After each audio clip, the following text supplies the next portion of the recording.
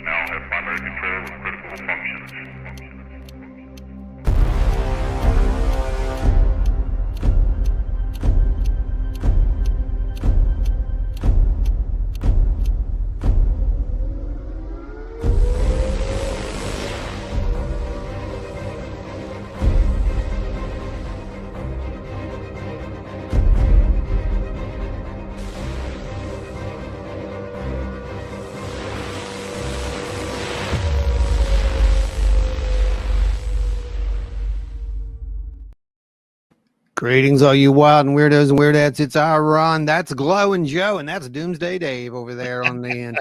And glad to be back. Glad to be is back. It's Wild been and Weird Radio Live. Joe is back, everybody. So, round of applause, please, everyone. Round I of look applause. like I've been rode hard and put away wet, but I'm back. He's back. And that is not a hologram. That is actually Joe. So, Yep. yeah, It's hologram Joe. It's not, but it could be. It could be. All right, let's wind up and get these guys in the chat. LW's kicking the door down out the gate here. We appreciate you, brother, and happy belated birthday, my friend. So we got James Nelson, we got Donna Ho, Mid Ohio Valley, what's up? West Virginia Bigfoot Project, what's up? Beth's arrived. Lisa is here. Gary Schuler, Jordan Booker, Linda Sigmund. We got, hey, there's Dark Wolf. What's up? Deborah Gibbons. Welcome. We've got Uvaru, and you guys were blowing up the chat. Hey, Oz, what's up? Keep them rolling. Yes, it is. It's going to be a happy Mothman Day to everyone. So let's keep the chats rolling. Let's keep the algorithm pumping. Hello, Peter. Welcome. Then we got LW, of course, right there. We appreciate you, man. You kicking down the door in big style right out the gate. And we greatly appreciate you. Yeah.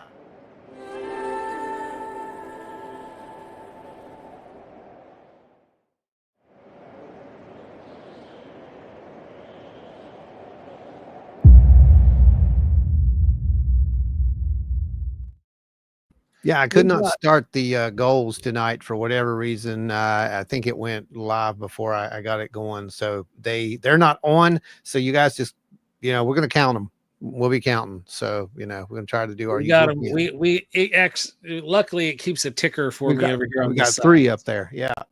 We got Terry McCullough in the house. What's going on, Terry? And Jordan Booker is here as well. And let's see. Rob Posey, what's going on out there? Ashley Hilt, can we get a Glowing Joe baseball card, please? I think there is one, isn't there? You know what, Ashley? That's funny that you should say that. It's almost like you're psychic or something, and you don't know this because you haven't been to a show with us for a while. So might be. Hang on a second. There actually is a Glowing Joe card. It's legit. It's legit. It's a real thing. It's a real thing. I can sign it and devalue it for you if you want. He can. Beans, what's going on, baby? Good to see you, my man.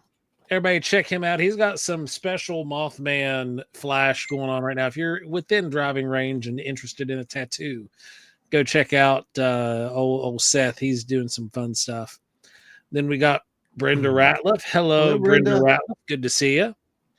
Angelic Crusader is in the house. NW Hall, thank you. Great. Ada Cox, you are awesome. Those owls and aliens again. You guys are fantastic. I'm telling you, y'all are wearing out my. I've got an ulcer on the side of my tongue from all the stress, and it's hurting. And you guys are getting it going. Rick Skinner, thank you, thank you, thank you. You guys are great. Let's get to some of these. Octo, what's up, brother? I think people are post coronal mass ejection headache free happy. Oh my goodness, dude. We'll talk about that in a bit. Let's keep them coming in. I see some.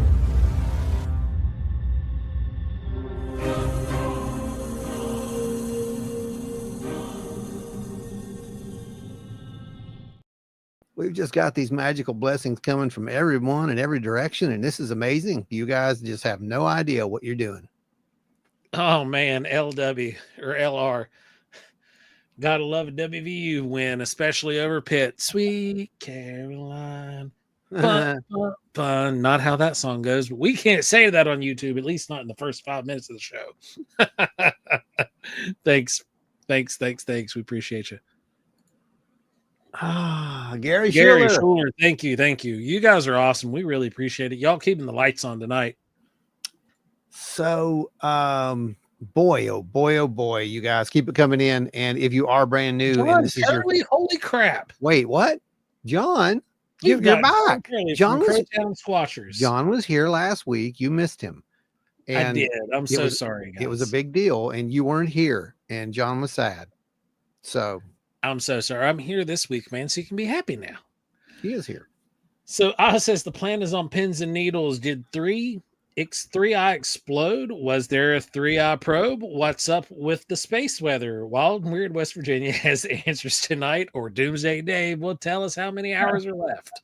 Well, we do have that in the news, but we'll get to that here in just 1 second, folks. If you're brand new to this, how this show works, it's a little different than most lives. You are the directors, essentially. Yeah. We do have a topic tonight. We're just going to be talking about Mothman. We're going to show some footage, some fun stuff. We're going to be looking back at some of the stuff we did at Paranormal Horizons back when we were out in the TNT area, Joe, and nice. how you got your nickname, your origin story. Glowing Joe.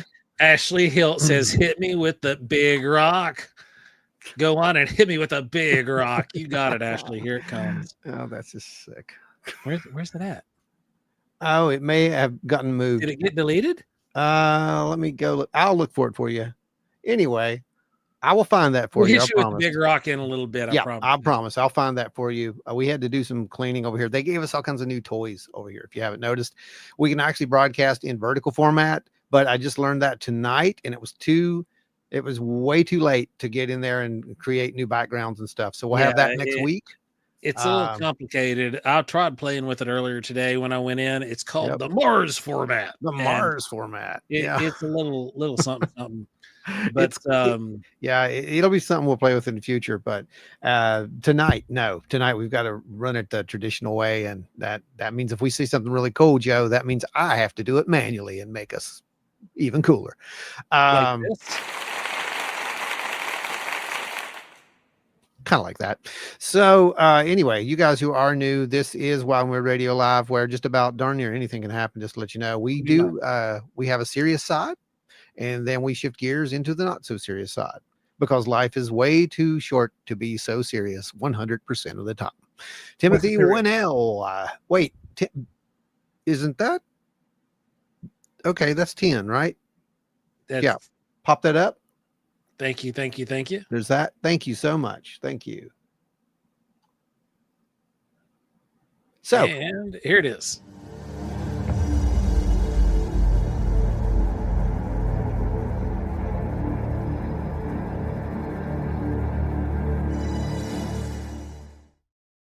All right. So that is who I thought it was. It is. All right, we need to get him a link. Can you send a private invitation link over so we can put that in queue? If I can hit his chat, I can. Well, you know what? Just send it over to let's have wait. I should be able to do it here. Okay. Yeah, it should work. Okay, so we have quite a show. We have man, we had some people send in some stuff. We're going to actually get to talk to someone who's going to stand us a little different spin on the Mothman legend. And it kind of makes sense, to be honest. Man, my sage has like really started burning. That's good. You need that sage. You need that sage. It'll get rid of all those bad, viruses and crap in the air, and you'll be good down there for at least a month. Right. So that's an actual study, by the way. That's true. That's true. Yes. How did they know that? Right. How did anyway? So here's the deal. If you have a Mothman story, your family told a Mothman story or anything like that, and you'd like to share that, let us know in the comments, right? And we'll send you a link, and you can just come on for a little bit and tell that story, and but and we don't need to see you unless you just want to do that. You can do it audio, and audio only is fine. So that way you can be a part of the conversation. I do know that, first of all, we're going to kick the show off the right way. Folks, everybody, please make sure you are liking, subscribing, and sharing. Our content is going out, Joe. I have noticed the numbers have been climbing, and we are going to hit that 3,000 by the end of the year. Whew. New people. If you are trying to comment, I think you've got to wait like 5 minutes or something after you sub. If you have sub, it takes a minute. So just bear in mind, it'll take you about 5 minutes or so, and then you can start typing. Real quick, I know you're out there listening, Copperhead. Do you have access to your Gmail right now? If you do, I can shoot you the invite to the Gmail. Yes, well, almost 3,000, and that sounds like a little number, and it is to a lot of these YouTubers, but to us, we know that's 3,000 people who want to be here, and that is really awesome. Thank you. Mothman Day. Thank you to those with courage to share. I see Linda. Linda's out there. Yep. Love this community. Thank you so much. We love every single one of you guys too. And this is gonna be a really cool episode. It's gonna be a little different than any of the past ones we've done. And I'm hoping everything works out just well. But let's start this with some news. And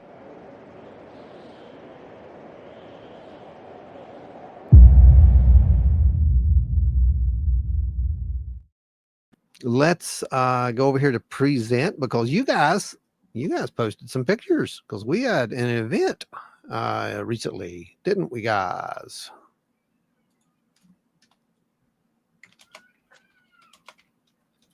So a few nights ago, the KP index went absolutely bonkers. Earth was bombarded with a cannibal CME. 3 CMEs slammed into the basically the ionosphere, and created one of the most amazing auroral displays out of the blue. I got lucky. I was in there playing a game, and I got a ding, and it was Dave. and Dave was like, you won't believe what I'm seeing right now.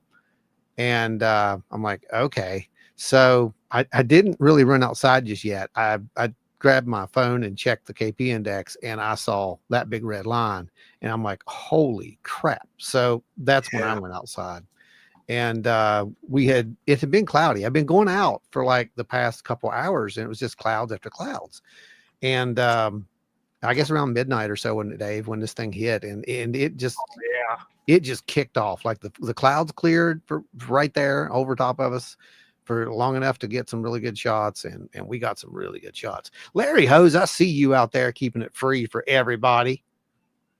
Let's see. I'm gonna pop up some of these photos, because they're why did it do that? You're supposed to be over there, guys. Yeah, that's right.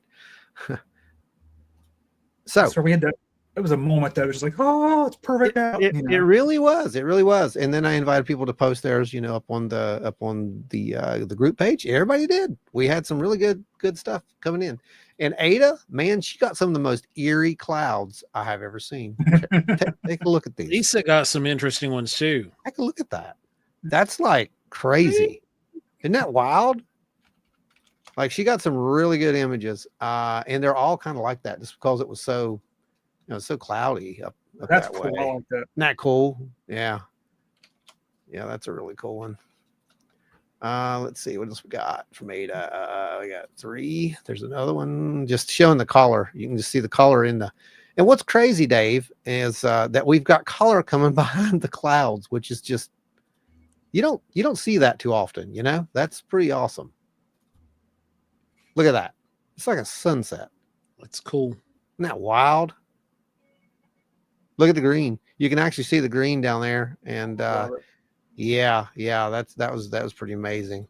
So we got that. Let me find a few more really quick here. It keeps changing us.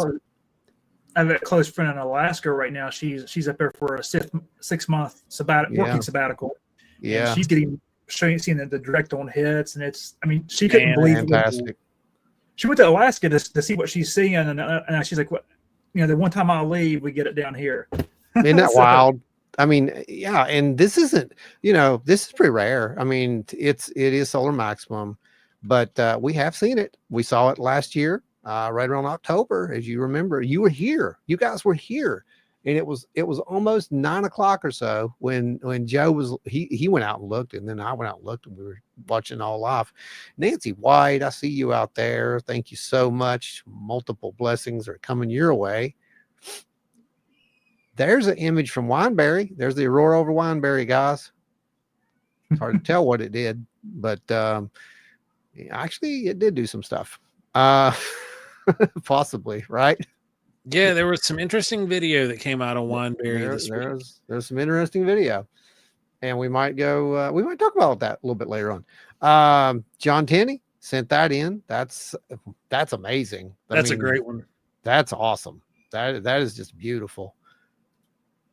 We've got Mark Muncie right there. That's cool. Now it's in Carolina, I believe, right? Yep. Yeah. That's crazy. That far south, guys. And we've got Jennifer Kirkland right over here, and you can see the green. So, Dave, really quick, without nerding out too much, can you explain the colors that we're seeing there? Because we have seen the people, asking questions about that a few times. Like, what do the colors mean? I know it has to do with height and the gas at those heights. And I believe the red one is the highest. Is that right?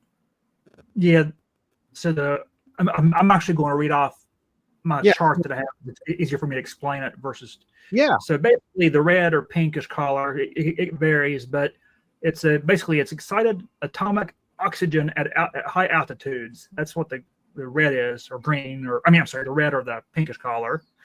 The green is excited atomic oxygen at lower altitudes. Green is emitted instead of a red due to the higher concentration of oxygen. And some folks will see a purple, but you're closer to Alaska or the North Pole when you see that one. Mm-hmm. More molecular nitrogen, like ionized. So we got to see the green here just a little bit on the horizon. So it was pretty powerful.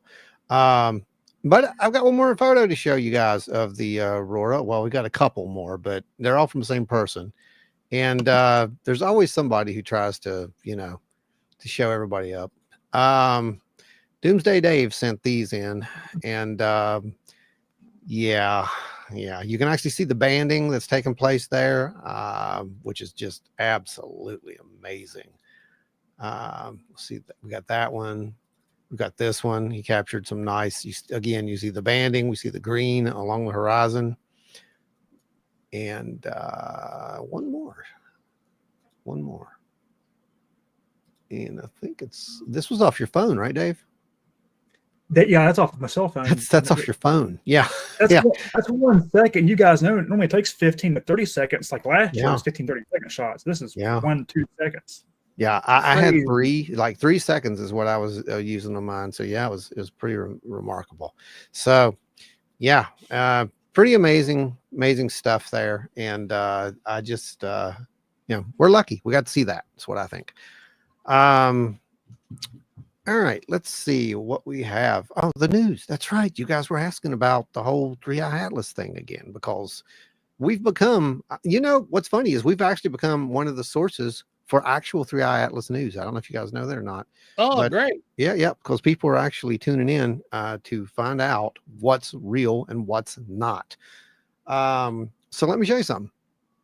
Because we had a little confusion. Phil Collins will be happy. This is really the land of confusion. I kid you not.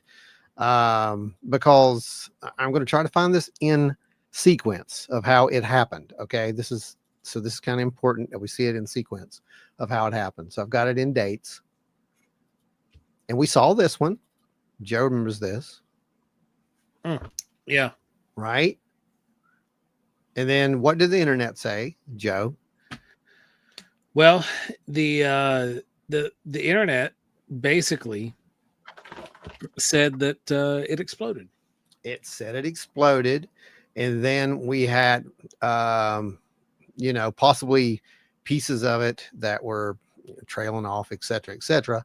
And then of course this was the powder keg that fired off all the rampant speculation. Given that a large number of jets appeared in many directions, the reported non-gravitational acceleration of 3I Atlas, as discussed here, requires much more than 10 to 20% of its initial mass to have been ejected near perihelion. Now, when it started talking about the number of jets, Ron and I actually had a conversation. I said, number of jets wouldn't necessarily be out of the question if this thing was never a physical mass, if it was just a cluster of rocks and debris traveling through space, which is a lot of asteroids. That it's fairly common. Dave, is that right? Yep. Like a conglomerate, basically. Yeah, kind of like a conglomerate. It's just kind of being held together by its own velocity, and there it's got some gravity to it, and it just moves through space. And it's clustered together. It wouldn't have been completely unusual, but the amount of outgassing required, as stated here, would have had to have been much more than 10 to 20% of the initial mass. Mm-hmm. That's a lot, too. Another thing, people are getting confused, too. People were asking about it, if it's exploded or breaking apart. That's the other thing, is that there's another comet. They're calling it the other comet. That's right. That's what they're calling the other Atlas. The other Atlas. That one is showing signs of breaking apart already. But it's not 3I Atlas. It's necessarily breaking apart. No, it's C20 something Atlas is what it's called. Yeah. And it's getting confused. C2 maybe. C1 or C2 or it C3. Might be. It's something like that. Yeah. But no, for real, Dave. And they're confusing these two. And there's that confusion. But to add on to that, Avi puts his usual twist at the bottom, is the network of jets associated with the pocket of ice on the surface of the natural cometary nucleus, or are they coming from a set of thrusters? That threw everything, of course, into a tailspin. And keep in mind, this was on the 8th. This was the 8th. Okay. So we'll remove this and I'll show you what happens the next day. Cause this was just literally every day it was changing. So this was November. Where's my 10 at? Here's number 10 right here. So here's on the 10th. Oh, there, wrong place. We're in the wrong place. There we go. Yeah. So that's on the 10th. And again, we can see that outburst. We see one pointing forward. We see one pointing backwards, right? Yep. And it says right there. Now I want you to read what that says for me really close. Okay. I want you to read this. Okay, David? Read. See if I can see it first. Can you read? Okay. No, for real. Now I can. Which part? Sorry. A stunning new image. Oh, sorry. Yeah. Okay. Now I can see. I had to blow up my screen here so I can actually see what I'm looking at here. Okay. So, a stunning new image of interstellar comet 3I Atlas with C2025 N1 Atlas reveals the cosmic news. Wait, stop. Ooh, why? Whoa. Right. Why is that like that? Can you explain that for me? Because the here's tail what's it's getting. Why does it say 3I? No, why does it say 3i Atlas and then it says C In 2025? parentheses. Let's see here. Unless they I'm not- redesignated 3i Atlas to Did they? C 2025. Did they? Yeah, That's I'm not sure why it says that. I've not seen this, so yeah, I'm not Thank sure you. why they couldn't. Thank you. This is why there is so much confusion over this thing right here. So if that is not 3i Atlas, and if that is C 2025 in one Atlas instead, it might make a little bit of difference. I don't know though. I'm not an astrophysicist. I am not an astronomer. If someone knows the difference between what we're seeing here, please chime in and let us know. But I can tell you this, the latest series of news on this weird thing happened today. Or not today, it was yesterday. Sorry, yesterday. And that is this news. 3i Atlas is still a single body with a sunward antitail after perihelion. So, yeah. And here's a close-up of it. We can see up here in the top. Avi actually has a pretty good description of what he thinks happened with that. There's a little bit of tail on that, though. You can see it. I mean, it's There very is. dim. Yeah. But the tail is growing, actually. That's one of the things that has been reported like just hours ago. They are seeing the tail is slightly growing. It is not breaking up, though, right? Can we pretty much say that we're fairly sure that it's not breaking up at this point? It's a pretty heavy rock, I will say, literally. Yeah. No, I agree. Breaking news. Interstellar Object 3i Atlas did not break up near the sun. Images taken of 3i Atlas on November 11th, 2025 show a single body. No evidence for breakup following perihelion. Yeah. Yeah. So we had a couple of days where people were saying it broke up and they were showing pictures of this thing breaking up. I want to know I don't understand. Why are we so confused about this? Why is there confusion being spread? Why is there no... Wait, stop, Joe. Hang on. I want you to start all over. Hang on a second. I'm going to move my... Why is confusion being spread in the first place? And why is there no consistency with this story? We don't have official sources reporting. The closest to official that we have is information that's coming from Avi Loeb that he's requested and picked up from various sources. But then everyone else that's reporting on this is essentially a hobbyist. Bingo. He's not wrong. Dave, is he wrong? Hang on. That's not you, Dave.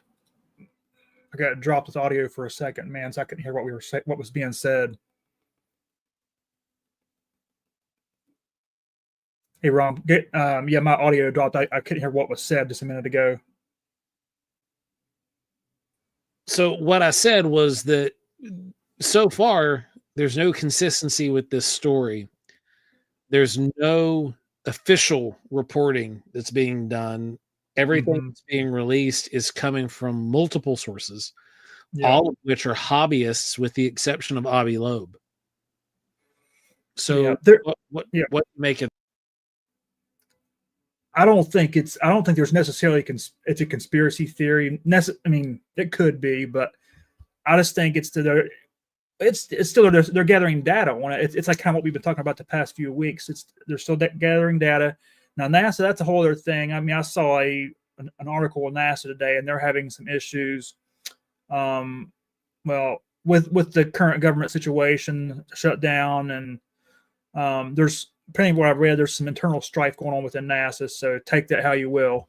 But you know, the object it does have a tail on it right now. That's some science. It's coming out, official science. It's coming out from European Space Agency. It's so dim right now, it really can't be seen unless you have a very powerful telescope to see it. So in some of the images, you can see the tail, and hopefully we'll probably see it grow more. But that's kind of really all I have on that. You know, I mean, it's like we're all kind of in the same boat.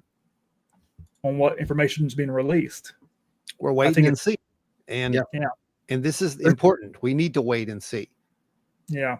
You know, that's the whole point. We can't run around and say that it's aliens, and we can't run around and say it's not. We have to wait and see until we have the data. That's a fact. But everyone who claims that they know what this thing is, dude, how can they? I mean, honestly, how can they at this point? You can't. I mean, I've talked to a couple. I mean, that are actually legit professional, you know, astronomers. One that works at Green Bank, and they still don't know. I mean, it's just, there's not a lot of info yet. And that's the honest answer. And that's what should be said, but that's not what we're seeing. And that is an absolute, it just makes you want to bang your head in the wall, man. Yeah, it does. It really does. So, anyway, I think that's the Atlas news. Pretty much. We can move it away. Excuse me. And we can start. Do we have any other news? Is there anything else that happened? Because I don't really. There's been some stuff with the Tedesco brothers. That's right. It came out today. I watched it early this morning when I was at work. There was a clip that was released. You know what? I have a clip. Do you want to show the clip? Let's show it. Yeah, we could show the clip. It's actually a lot better than what their footage is. Oh, no. This is going to be good. Trust me. You'll love it. Let me find it. Let's see. The Mothman Show. Got to go to the right folder. It's under news, maybe. Yeah, I think that's it. Oh, wait. No, that's not news. Hang on. Trust me, that you're going to want to see this. So you guys hang on for just a second.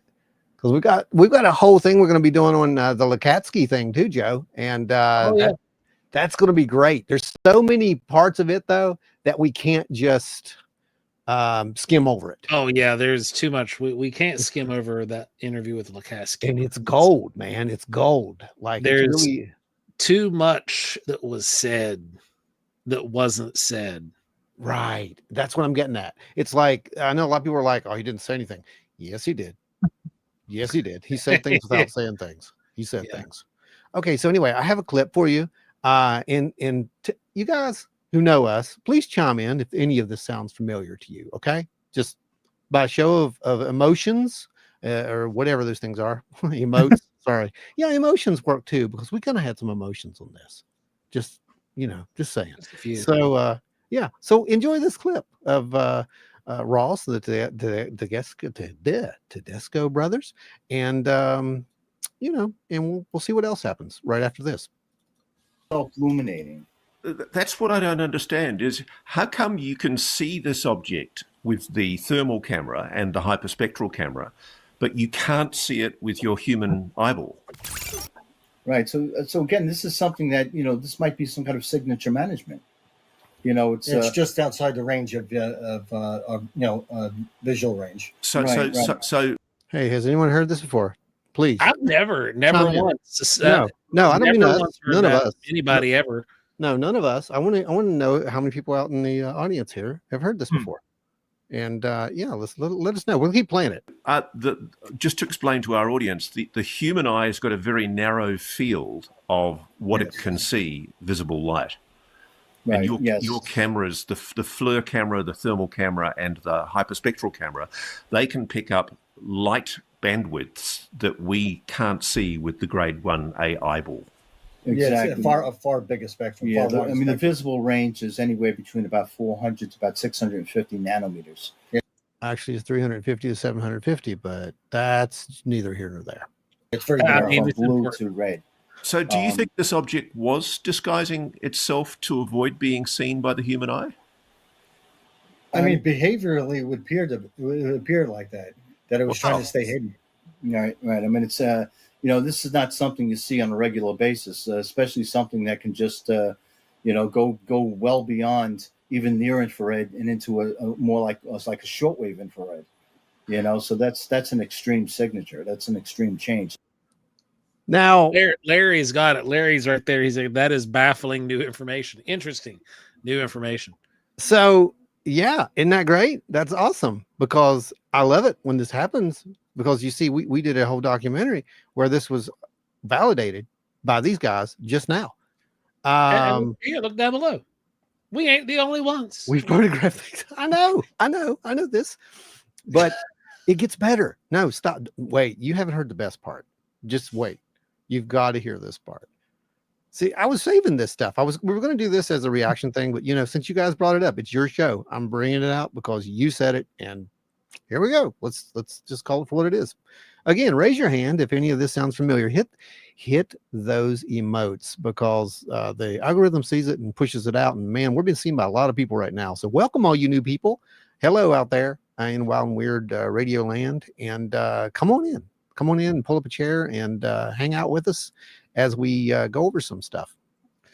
Found something interesting in the frequency, and you can't talk about it, can you? Has the FBI asked you not to talk about it? Yes, that's the sensitive part. It's sensitive. There was quite a bit of interesting signals, but that goes into signal intelligence with the. Okay, I'm going to throw it at you. Just let me guess. 1.6 by any chance? You've been talking to people. No comment. No comment because they're working with the FBI. Guess what? We're not. No, it just fascinates me. Is it 1.6 gigahertz or megahertz? I'm trying to remember. Gigahertz, I think. It's gigahertz. Yeah. There's I know with Skinwalker Ranch. I know that the 1.6 seems to come up quite a bit. There's also a 3 gigahertz signal supposedly. Yeah. There's a few others. Too. Yeah. We'll leave it at that. Yeah. Yeah. We'll leave it at that, right? There are some stuff there. No, but it's interesting. It's such a consistent thing, and I'm really interested because all around the world, people are contacting me talking about 1.6 in particular, but also about 3 gigahertz. And nobody's explaining it, but often it's an indicator. And as you say, it was without giving away the frequency that you detected a frequency anomaly on your spectrum analyzer. You saw it there. Then you got it on your radar. And then when you visually observed it with the binoculars, the vortex binoculars, you then corroborated that object on the radar as well. So you've got 4 separate data points to corroborate something anomalous. Yes. You found they have 4. They have 4 separate data points. No, wait, we're not done yet. No, we're not done. Jen, Oz, you're right. The Tedesco brothers have captured anomalies like that previously. But the fact that this keeps getting touted around as brand new evidence, it's not brand new evidence, blows our minds. Because 2 years ago, we were out. Wait, multiple years ago, more than Oz 2 has caught this. Oz has caught this. I'm pretty sure. Oz, you've seen things like this as well. West Virginia Bigfoot seen stuff like this. But you've got folks like the Tedescos who are setting on this information. And they're working with the FBI, and they're not telling you what they're getting. They're not telling you the frequencies that they're receiving. Folks, we just hit an all-time high of 73. So please come on in and keep coming. They're not sharing all the data because they've been given some, I guess, privileged abilities to be in certain places and also privy to certain information that we don't have, but we probably have. We just didn't get it from an official channel. We found it ourselves by accident. So for those who don't know, I'm playing another clip, Joe. I'm not trying to shut you down. I just want you to understand this is important that it flows from what you just saw to what I'm getting ready to show. You'll like it. Hey, Joe, how about this one, for example? I've got a 1.6 over here that just popped up. Copy that. I'm going to go check radiation.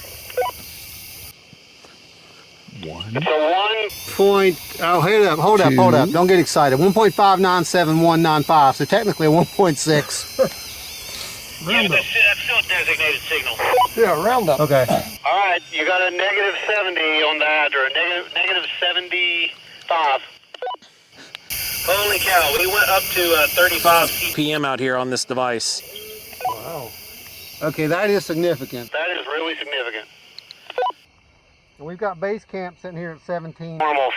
That's localized. Whatever you guys have got out there in that field is localized. So that was 2, right? So that's only 2. Well, no, because the you heard the squalling in the background too. Yeah. We had some EMF. Yeah, but that wasn't the best one. You know that wasn't the best one. Oh, I know. I know that wasn't the best one. And for the folks who are just joining us, we're going to show you one of the best ones. And it still blows my mind to this day. And it's going to, you know what? I'm going to let Jim Lukatsky actually introduce this. Yeah, because it flows right in with all the synchronicities of how we have been doing this stuff. Because ufology is nonlinear. Basically well, George, you know that there are other locations other than the ranch in the country. I mean, they could exceed the examples as a ranch. Okay. All right. Oh, man. We had a 33. We got hit with a 33 spike out there right when all of that started happening.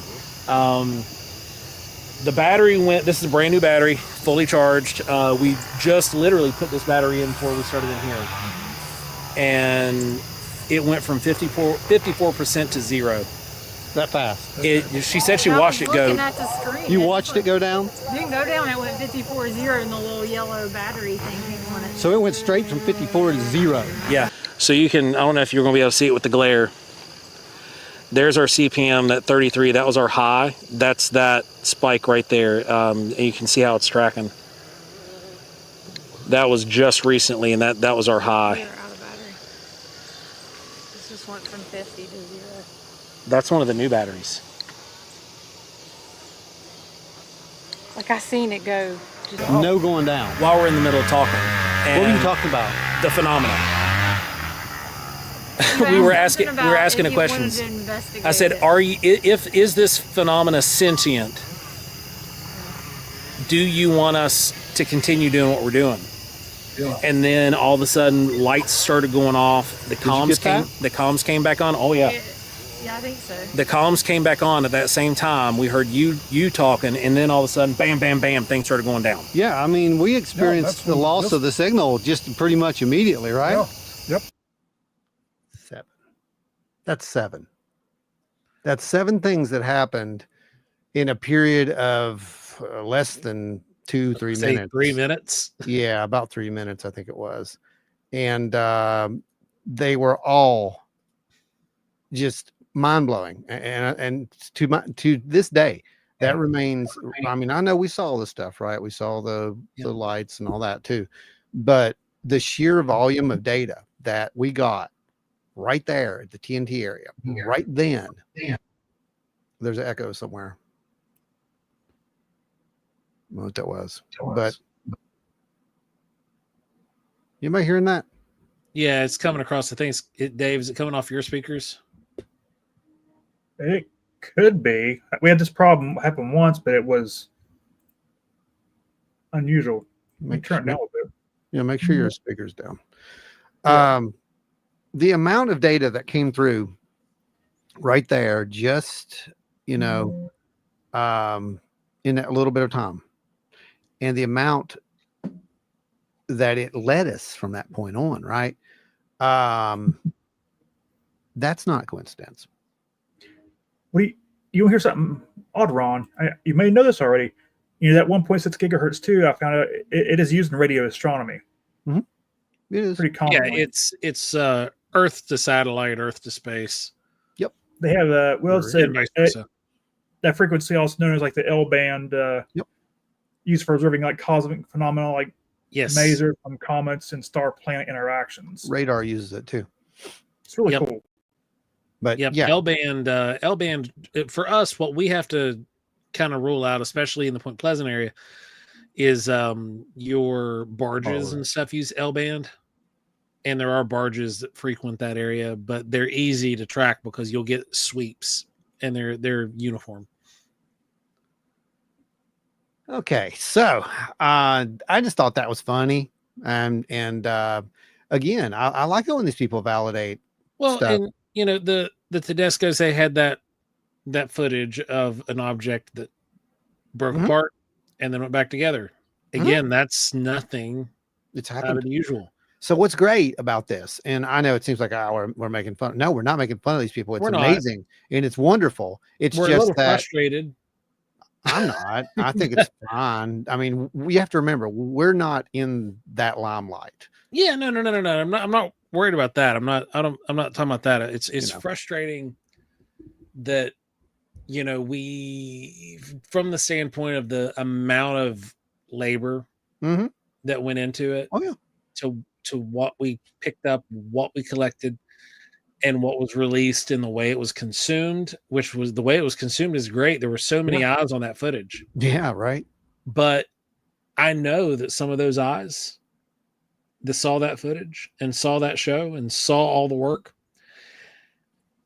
sat in silence when they see some of this stuff. It's a fact. That's a fact. And that's the part that I find. Why is that? Why do you think that is? Because I've had this conversation with a buddy of mine at work, and we sat around and tried to figure this out, because it's like it's not a jealousy thing. No, it's a I don't know if somebody wants to, like, are they trying to write a book or something, or are they trying to be the first to claim something? I don't know. And I don't mean the Tedesco's. They're trying to control a narrative. And I don't mean the Tedesco's. I mean someone else that is taking this data and using it for what you just said. Yeah, it's to control a narrative, I think. Yeah. But what's the narrative? Yeah, what's the narrative? We can't figure that out. And it's kind of interesting to me that, I'm sitting here listening to this 1.6 it's classified all of a sudden. Well, I mean, Skinwalker Ranch has been talking about this since 2021 or something. And we started picking it up, and we started talking about it from the very first 2020. Yeah. August of 2020 was our very first investigation. So don't know why that's all of a sudden something. And like Dave said, it's used on other stuff. So that's interesting to me. That's almost like that is a narrative, isn't it? Well, guys, there's something that one of our folks that's on here right now really likes, and you might want to hear about it. You guys know that I injured myself measuring radio frequencies, but you know what? It still hurts. Oh, I know. You're trying to do that stand-up thing, and that's good. I like what you did there. You might as well just stop. It's not going to work. Ashley loves that joke. Oh God. Right, yeah, Ashley? that was a good one. Hang tight. I got you. I got you right here. No, don't do this. I do. I got you. Oh no, never mind. I thought I got you.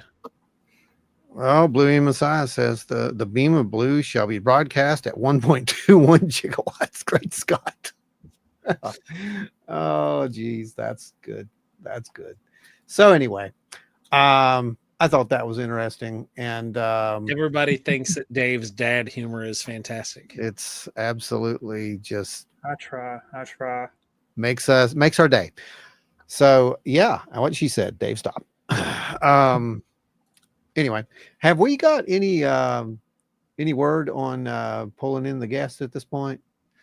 Anything working? I sent out a couple messages, and I have not heard anything come back.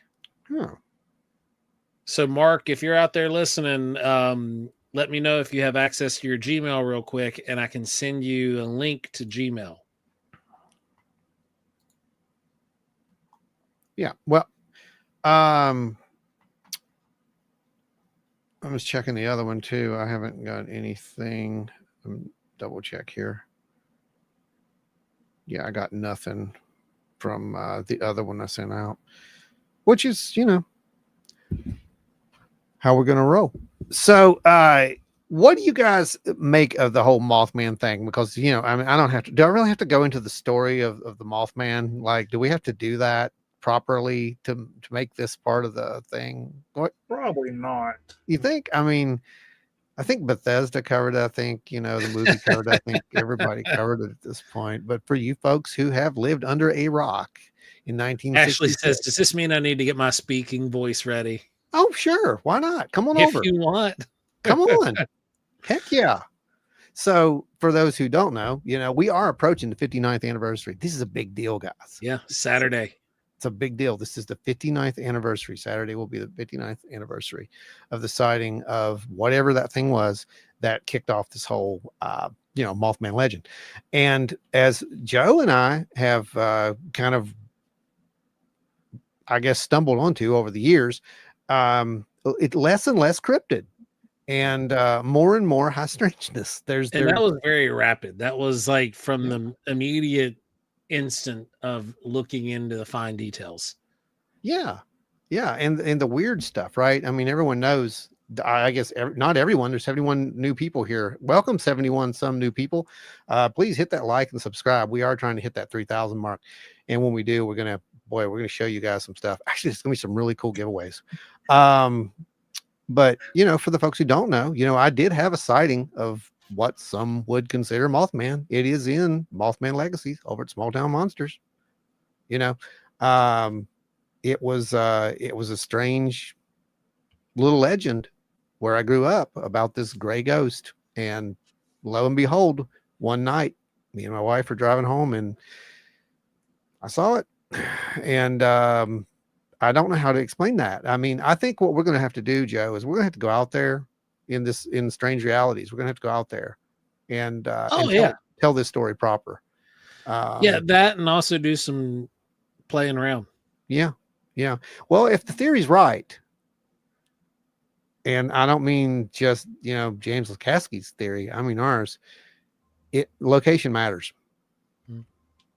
Location matter. Yeah. Window areas. Keel was right on so many ways with that stuff. Yep. He just didn't really have it all. He didn't have the technology, unfortunately. If he'd had the technology, could you imagine? It would have been off the rails. It would have been, because the man was thinking in all these terms of, all the different light, the spectrums and stuff, right? That's where we are. That matters. That's part of the whole thing. That's when we created the shark system, with the multispectral array, basically. That's what that is. That's, we're going to tune in and see if anything answers. And well, sometimes things do. Apparently sometimes they pick the phone up, don't they?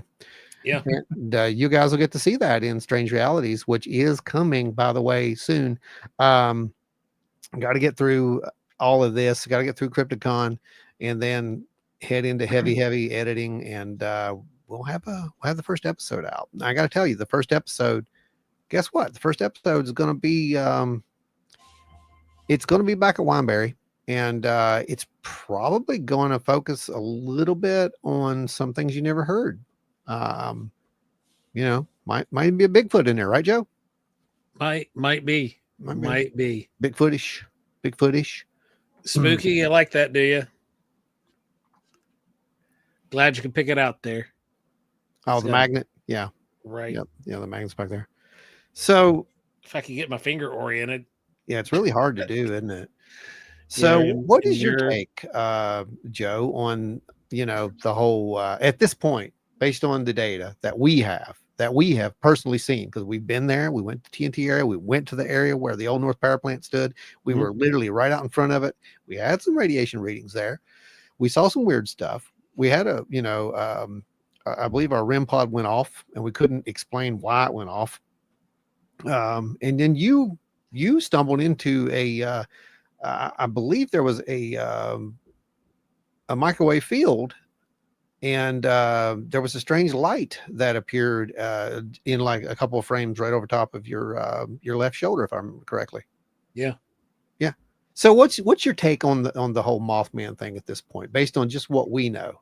Well, based off what we know, for sure, this is something that doesn't just border on the edges of high strangeness, but is fully immersed in it.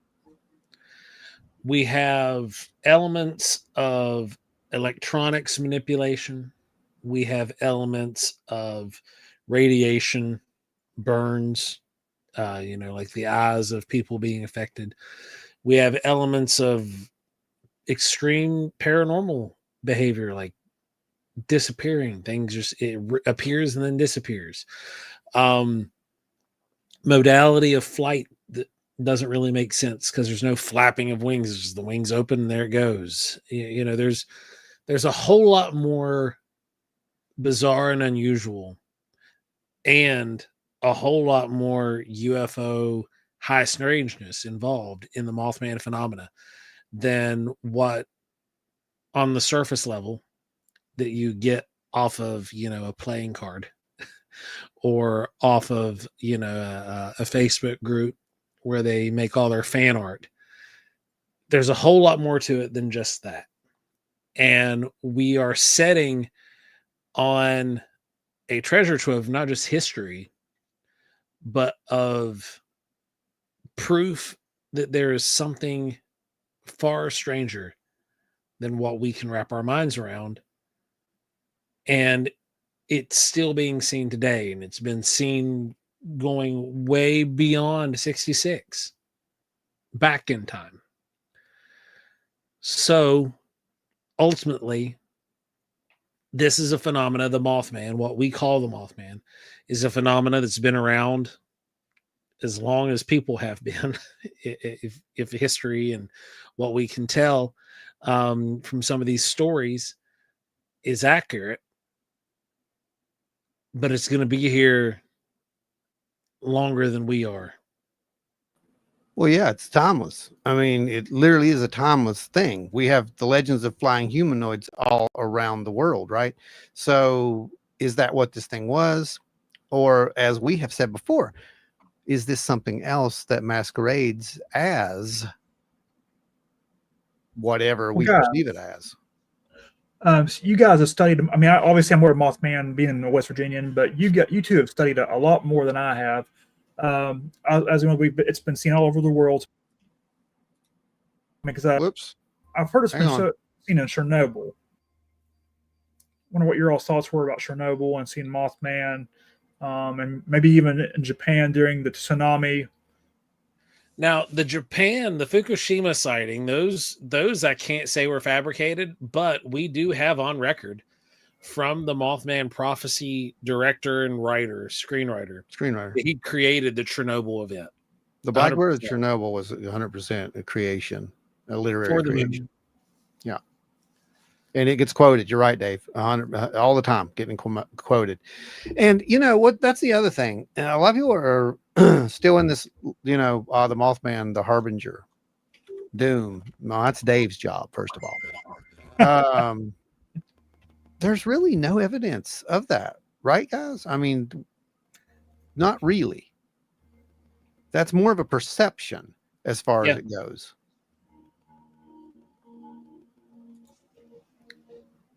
Tommy's up there making chocolate chip cookies, and we're not there.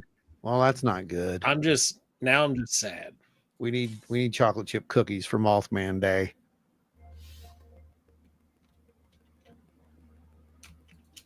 I love chocolate chip cookies, and I also love to hear when our friends join us here. Ashley, how are you? I'm great. How are you, Joe? I'm doing well. Okay, that's a bold-faced lie. He's doing fan well. Mm-hmm. I have been through the ringer for the last month and a half, it seems, and I'm just happy to be on the camera. That's fair. That's fan well. I agree. Yeah. There we go. Fan well. I dig that. I can roll with that. It's fan well. It's a new word.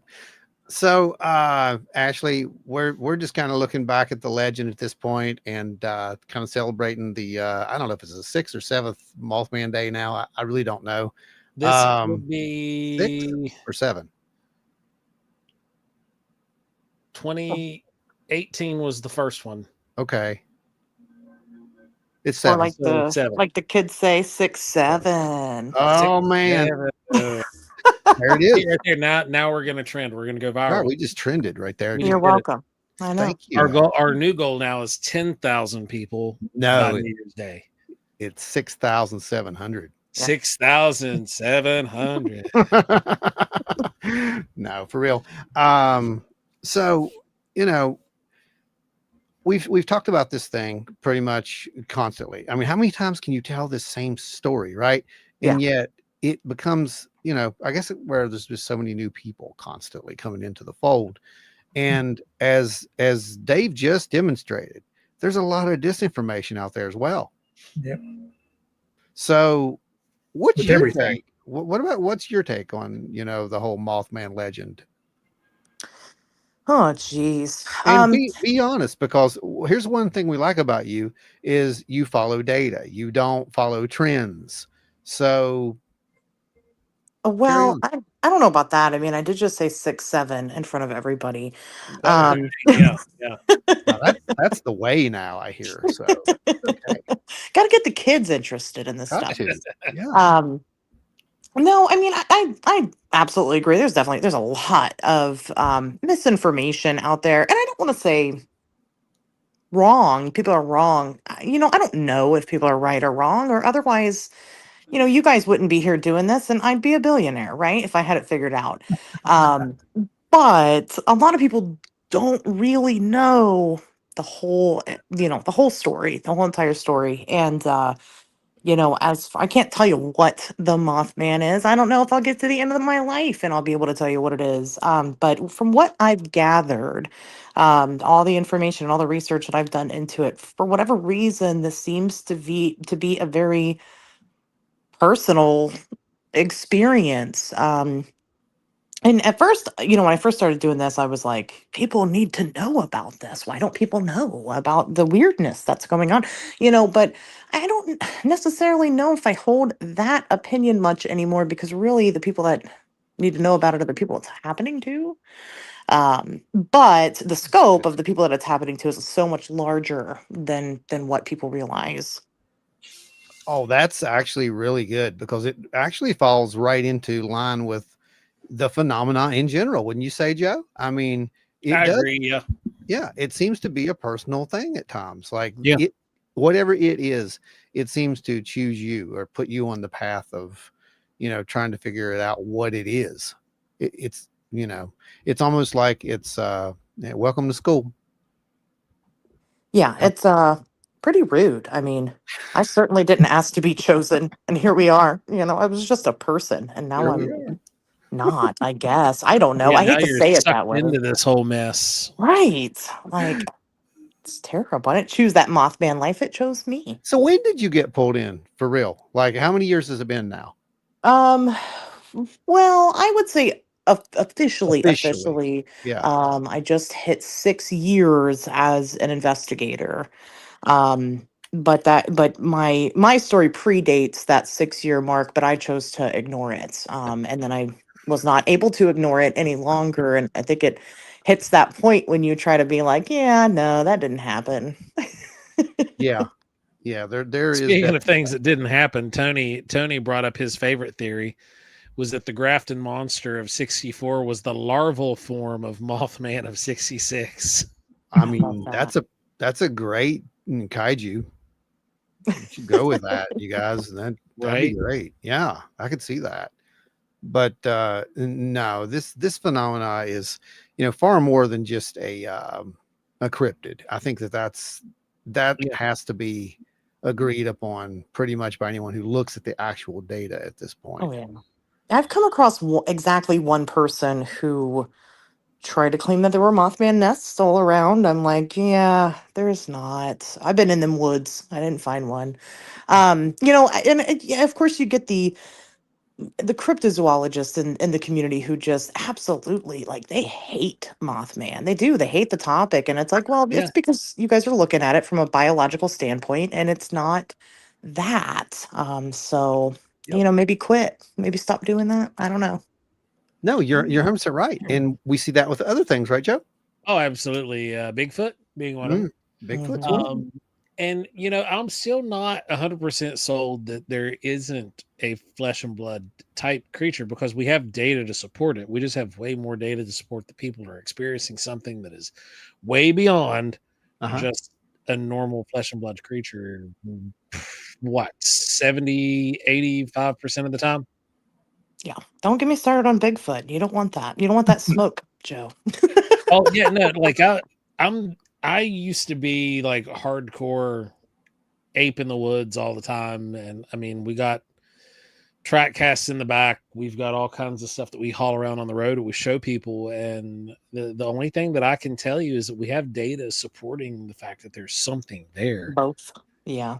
But we also have way more data supporting the fact that there is something that is in the realm of high strangeness that many purport as Bigfoot or misinterpret as Bigfoot, because they are out Bigfooting or out looking for Mothman, that they are experiencing some of these other bizarre phenomena, and they just directly associate it because of the activity. Yeah. I will say this, and it's Mothman Day, so we'll get back on track. But let me tell you, listeners, I want you to think about this. What if Bigfoot is not a 7 to 12-foot ape and is instead a 4 to 6-foot ape? And I'm just gonna leave you with that. I mean, especially here in this region, it makes sense. Exactly. It would. And okay, I'm not gonna get into it. We'll save it for another day. No, this is something that, for real, like, I want to have you back on and let's have this conversation, because I am more in line with the at maximum 6.5 foot tall, 7 foot tall creature. Yeah. Maximum height. Maximum. Yep, I agree. Yeah, we can schedule that for sure. I've got a local guy here who does very specifically what he calls Littlefoot investigations. So he would be great. I don't know if he's kind of private. I don't know if he would want to come on, but I could try to get him. I think it'd be a great discussion. Oh, that'd be fun. Yeah. Oh, yeah. But yeah, back to Mothman. Like, Mothman. A lot of people also will lump Mothman into, like haunting type phenomena. Oh yeah. And a lot of that I attribute truly to the movie. The Mothman Prophecies movie. And that makes a lot of sense. The very unfortunate thing about the movie is that if you know the data and you watch the movie, you get where they're trying to go. But if you know absolutely nothing about the topic and you watch the movie, you still know nothing about the topic at the end. 100%. You're going out to the TNT bunkers expecting a phone to ring. Yeah. Which it may, but it's probably not going to be yours, right? I mean, we had a phone ring out there, didn't we? We did. We had the X-Files theme kick off. That was when we were driving out hilarious. That was hilarious. That was like the first time that you took me out there, actually. And we were out there, and that's when we thought the thing was across the lake. Remember, we felt like something was staring at us. Oh, 100%. And then we heard it moving. Yeah. That wasn't Mothman, but it was very squatchy, and it was weird. But yeah, the X-Files theme just started, like, your phone rang. It was the X-Files theme at the time, which was just appropriate. But there was nobody there. Yeah, there was nothing on the line. It was like a robotic garble on the other line. It's pretty funny. I mean, it really was. That was our first time being contacted by Agent John Stone. I think it was John's contact. Pretty sure. R. Byron says, if Bigfoot is a mammal, why wouldn't they vary in size like humans do? Exactly. Yeah. And stay strong, Short Kings.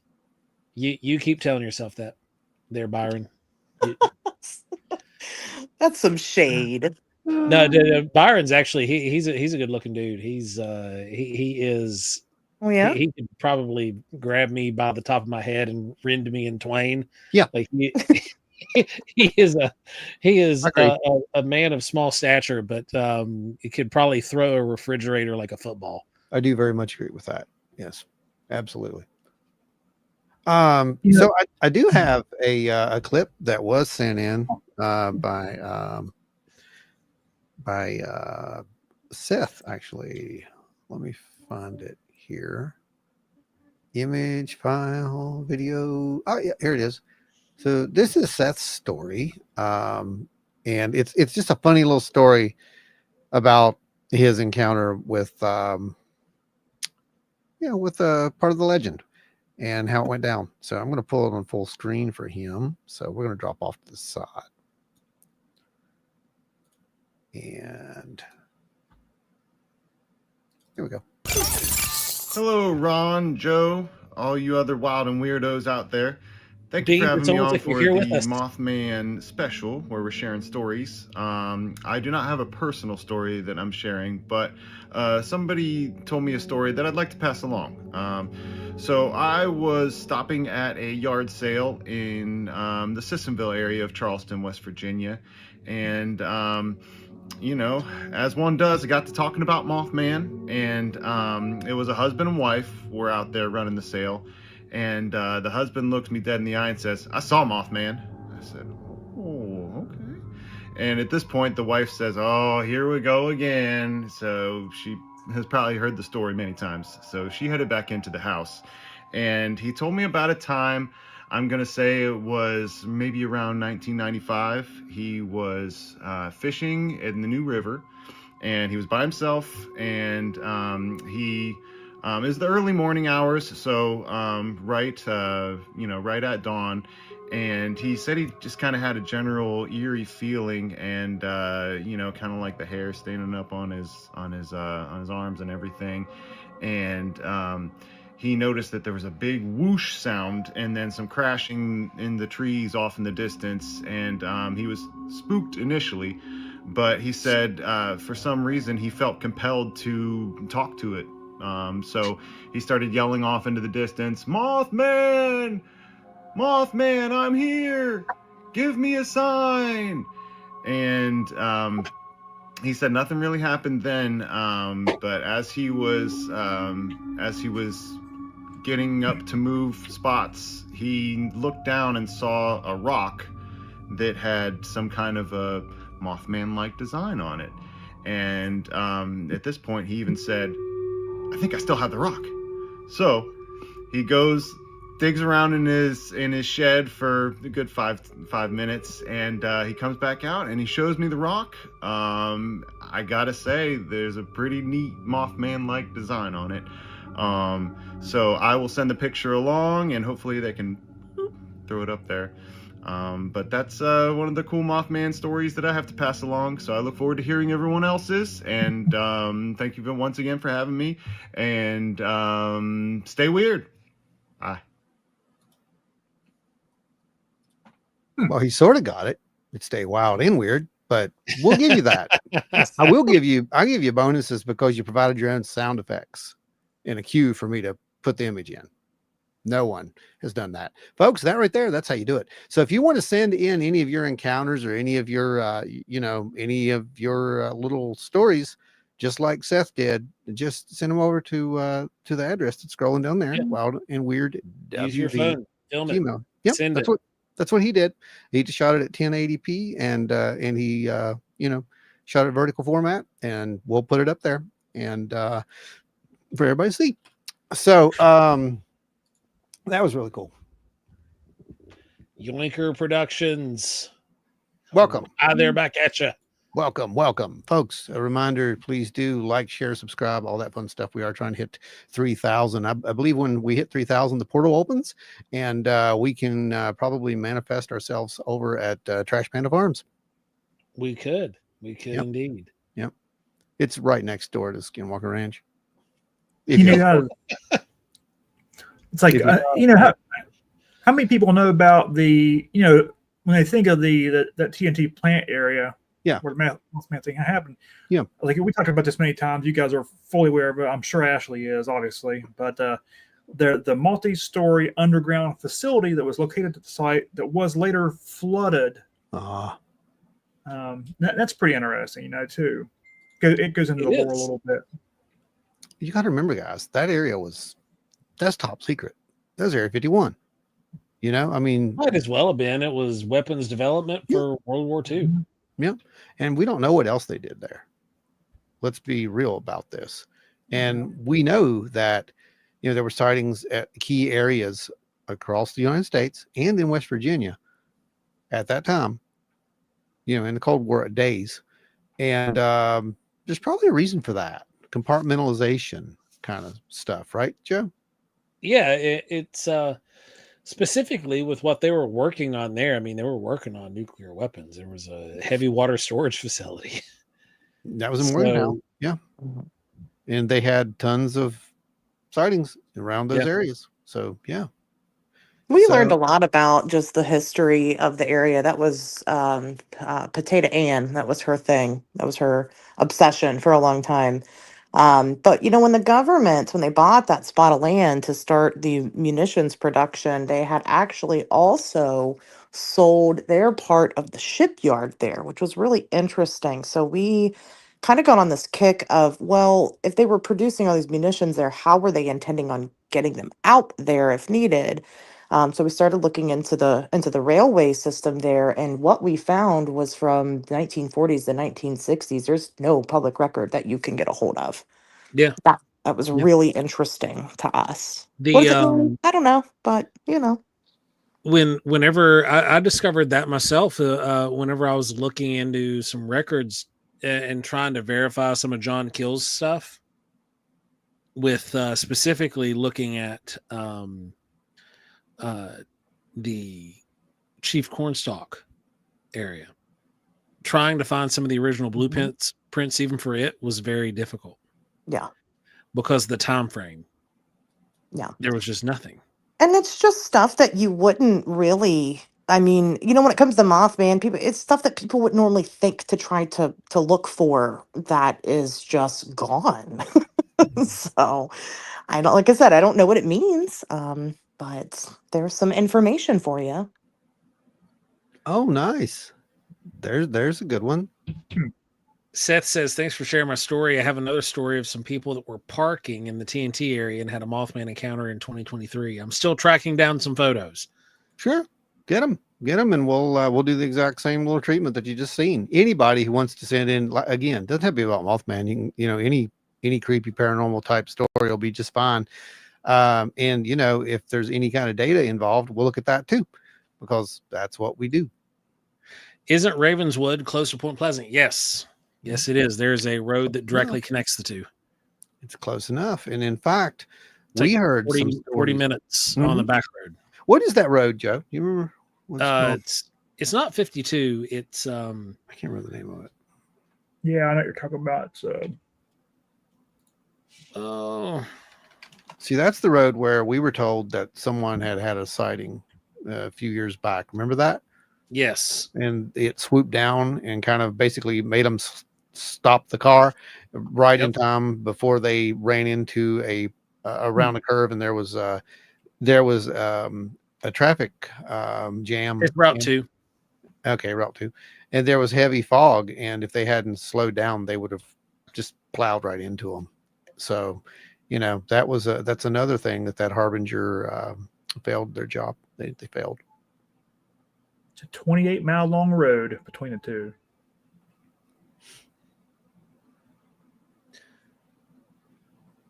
Mark says some people will say there's no record, that it can't be true, but because the records have been removed is precisely proof that it exists. No, that's true. That's 100% true. And, again, when we do that Lukatsky thing, you're going to hear that too, right? Where he talks about the data being deleted, which is crazy if you think about that. Like, what secret can be so, that just blows my mind. It's like, what secret could be so just detrimental that you would literally wipe it out completely? Makes you wonder. It really does. Honestly. What's that? Roswell. But yeah, we can talk about Roswell. What's wrong with you? And that's a good example right there. That's what I'm saying. Like, what is that? But yeah, we've definitely, as far as it goes with West Virginia, I think we're pretty darn special. We have some of the best, just wild and weird stories. I mean, you can't put it any better than that. It's just what it is. And look at what Mothman has done. Yeah. It went from being a unknown UFO bird to now being it went from the unknown UFO bird to being a terror, to being a point of extremely high interest, to being considered a harbinger of doom, all the way up to being the lifeblood of a community. No, it's true. It's 100% true. There it is, by the way. There's the headline you're referring to. Yeah, crash kills 30, injures over 20. Couple see man-sized bird, creature, something. Yep, that's it. Let me put that back on presentation. We can see it a little better. There you go. That's it. That's the first run of the Mothman, November 16th, 1966. Couple sees man-sized bird, creature, something. There's your story, and I think I have the other part of that. Yeah, where's he here? Right there it is. That's it. So this is where you get to hear the full story, and just amazing. I cannot wait till Jeff gets that book done. Yeah. And we get to hear the actual accounts that just no one's heard yet, which are, again, I cannot wait, because there's got to be some new stuff there that's just gonna, I think it's gonna rewrite the legend a little bit. That's what I think. But being able to be a part of that legend. Oh yeah, it's great. When we were able to take out Roni Wheeler. It's funny you brought up Roni, because we don't know. There's no notes for tonight's show, by the way, guys. This is all just off the cuff. We're just playing it by ear, kind of like we used to do on stage. Ashley, welcome to the band. Thank you. I don't know what instrument you're playing, but that's cool. You just play along with us. We're in a key G, I think, or no? She's got the sultry voice on backup. Okay, Yes. vocals. Gotcha. Copy. Yes. Okay, so this was fun. This was really fun. I went back. I was looking for some stuff about Roni. I wanted to talk a little bit about Roni, and I found the clip with the little blur that shows up, and I was like, "Oh, we got to do this." So, that's funny. I'm going to bring this up because, again, we have new people here. New people, please hit the like, subscribe, and share, and all that stuff, and please leave a comment and join the conversation. Come on in. I'm going to play this clip, and this is really cool. I love this. This is one of my favorite, probably my favorite ones that we did out there. Let's see, account, and it should be, here it is. Okay, here we go. Funny. This is good. This is good stuff. And the fact that someone found this again. What? Why is it not playing? Hang on. We got something going on. It's weird here. It's not adding to stage. Well, they got us, guys. Okay, here we go. There it is. Okay, we got play and maybe. Yep. Huh. What in the world is going on? Hang on. It's doing weird stuff that I haven't seen it do before. Let me remove this and let's try that again. That's really strange.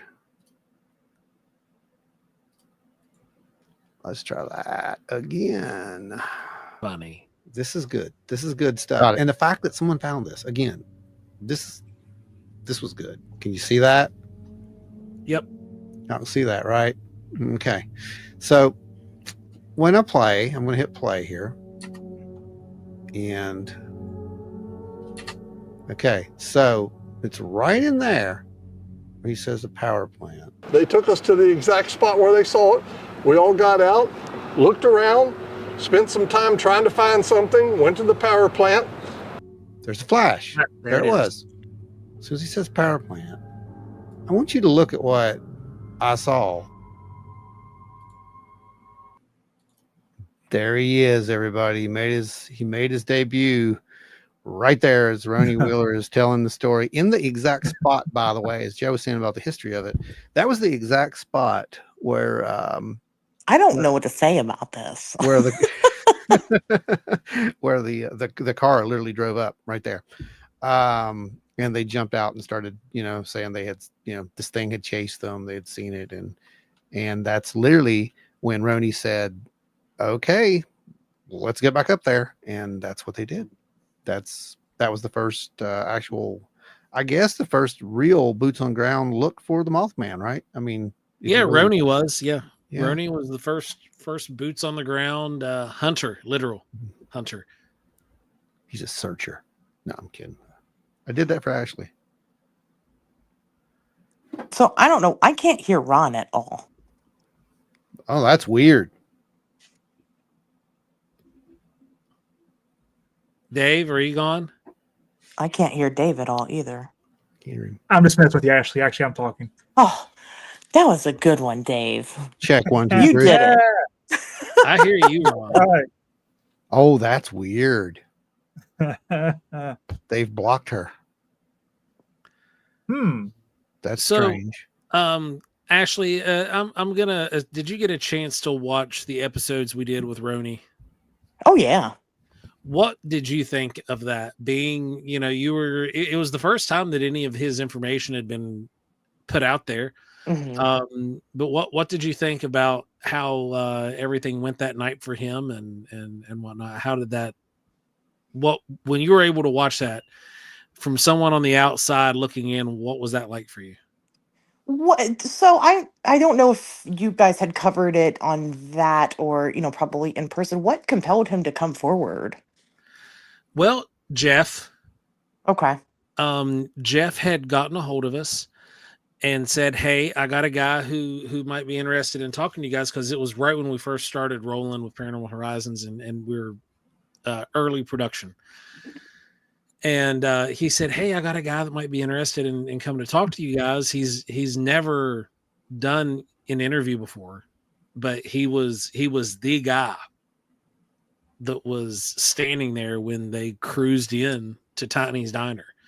And so we were like, yes, yeah, let's do this. So he got with him and we exchanged information eventually. And we caught up with him at a car show and swapped details and then got together for his interview which was just a sit down interview.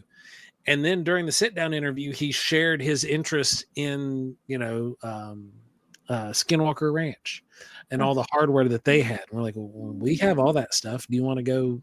And he was like, yes, let's go do it. And so we put together a date and went out and did the thing. I think I'm going to say this, but I want you to hear me out. I think that he's a liar. Here's what I mean, though, when I say that, before everybody clutches their pearls here. I think that he has had a significant experience that he has not told anybody. Oh, no, I 100% agree. Yeah. I think that he has. There was something that kept his interest. Yeah, I do. I'd love to talk to him personally. I haven't been to Point Pleasant in a while, actually. But now I guess it's calling me again. I don't know. But yeah, I think there's some more there. And I think that when we see this happen, these people kind of come back out of the woodwork and kind of reignite it again. Yeah. I think that they're just kind of gauging whether or not it's safe, right? Because when he was, living all this originally, it was a strange time for this type of thing, right? People weren't very open about it, and they were, a lot more critical, and especially being in a small town. I mean, he's got to live with that the rest of his life. So not just in the small town, he was living in Michigan whenever the movie came out, the Richard Gere movie. When it came out, and he went and seen it on opening night, and he stood up like at the end of it, and people were like, "What'd you think of that?" He's like, "That's not how it happened. That's nowhere close." Yeah, we have I love that for him. Hour of that. Yeah. But yeah, I wouldn't be surprised if we hear more from him in the future, and I hope that he knows that it's a safe space to come out to. Are we all going to think he's weird? Yeah, but we are too, and we live for it. So I hope that he opens up more going forward. Indrid Cold has joined the chat and said, "A small town, we call those a gathering." My God, Indrid, I have a bone to pick with you, sir. You know what? Let me try. But I love that. I love that there's still, even the further we get away from it, I love that there's still something new to find. I'm not surprised. But, I mean, speaking of Indrid Cold, I mean, that was kind of the basis of me digging into that research was that, if I don't meet this man, then the story ends. There's nothing more to tell of it if we don't get new information. And so I love that. Anybody who feels empowered to come forward and, share their experiences and try to be kind of a little more open-minded to it. I mean, there's a reason why this stuff calls to people. Like I said, it's very personal. And I think that's kind of for us on our own level to figure out, the why. But I think that we should engage. I know a lot of people disagree with that, but I think we should engage with it more. I agree. Now we're going to see if that audio works any better. That's Ashley, weird. Can you hear Ron? She still can't hear me. That is so weird. That's weird. Now I can't hear Joe. Maybe it's a me problem. Oh, now you can't hear me? What in the world? That's weird. So Godot says, "What's Joe drinking this week in his moonshine jar?" This was a Country Boy apple pie cider. Okay. Yeah, it's good stuff. Dave, you may be the only one that actually can hear. Because I don't think she can. Oh, no. No, Dave's just being Dave. Dave, stop being Dave. Pretty much. Stop being Dave. There you go. She already figured it out. That's what I was going to say. See if you could just restart. So, psychic connection. We're being hearkened. The Lanulosian bodies contain no bones to pick. We are fully cartilaginous. That's funny. I saw that. I think it was Beth wanted to know if we had time to go over a bit of footage. Let's see. Ashley, are you there? I am here. Can you hear me? I can hear you both. Dave? Don't you do it, Dave. I swear I will throw you off the highest mountain. Got me again. Darn it. Dave, you're fired. Jeez. Okay. So do you want to, we got a half an hour. Do you want to look over Beth's most recent? Well, ask the folks out there if they're good to do that, or if anybody wants to share another, any of their Mothman type experiences, or wants to ask questions. By all means, it's your choice. But yeah, there was a sighting at Wineberry, and we do have some stuff to look at. So, it's kind of interesting. When are you going back? Right. And I can share my Mothman story. I've got, if I share mine, I've got two others that I was going to share with it. I say that's a pretty good idea. It is the Mothman show after all. And we do have, In Focus coming up again. We can do that next week just because. Yeah. So let's save those for next week. And let's run the Mothman. And let's run the Mothman stuff, because that's what the show is really about. Okay, well, let's do it. I guess I will jump in. I'll tell mine first. It's not long or glorious. It just, it's something that happened. So in 2016, it was the summer. That's, I don't know what month. I was at my friend's house. We were having like a girls' night together. And this is the part where I give full disclosure for everybody. We made weed brownies. And we ate them, a lot of them. And so see, she is in a band. I am, exactly. Born a rock star. So, we have our time, right? We have a great night, and things are winding down, and we're getting ready to go to bed. And I am trying to fall asleep on her couch in the living room. And while we are falling asleep, I only mention the fact that we got high because, like I said, it's important to me because that detail was important to me remembering this particular, incident. But this was something that we did a lot. This wasn't a new thing. This was everyday life. I was 25, living my best life. So we're trying to go to bed, and it's about 2 a.m., 3 a.m. And I'm laying there, and I'm having a hard time sleeping. I'm starting to kind of freak out a little bit. Anybody who's ever been in that position, you know what I mean. I just was not feeling great. Getting a little panicky. So one thing that you might do when you have too much sugar is, you might kind of pick somewhere to focus your eyes. So that way you can kind of ground yourself a little bit. And I chose this spot, and it was in between, she had like this TV cabinet in the corner of the room. It was like in between the TV cabinet and the ceiling. There's about 2 feet of space. And while I'm staring at the spot, something is forming in this corner. And I'm just kind of waiting it out. Like, listen, you're just really high. But then a head is clearly very visible. A head that kind of came down to shoulders that then started what I initially thought were arms that were kind of coming out towards me in the room. And then the arms had to shift downwards. And my brain was like, for whatever reason, this scared me more. I was like, oh my God, that's not arms, that's wings. Oh geez, I can't be here. So I got up and I left. I've seen enough horror movies to know better. And I ran to my friend's room and I woke her up and I was just like, hey, you have to get up. I'm freaking out. I'm like really high. And she's like, ha ha ha ha, yeah, you're really high. She woke up, we hung out for a while, and I did not tell her what happened, what I had experienced at all, because I just didn't, I was not into these topics at all. I was into cryptids. I liked Bigfoot. I liked, animals. I was a huge animal person, but I was never into like Mothman. That was too weird for me. It never even crossed my mind. And as a matter of fact, I didn't think about it again until 2021. Well, you'd asked when I got started in this. I got started in 2019. So it's definitely a full blown investigator. And somebody had come to me with a Mothman report. And they had mentioned that it was a girl and her boyfriend, and they were staying at a hotel room in Atlanta, Georgia. And they had seen something poking into their window, which was several stories off the ground. And so they ran to the window and they saw this thing fly off and take off. And one detail that she had mentioned to me, she sent me a picture.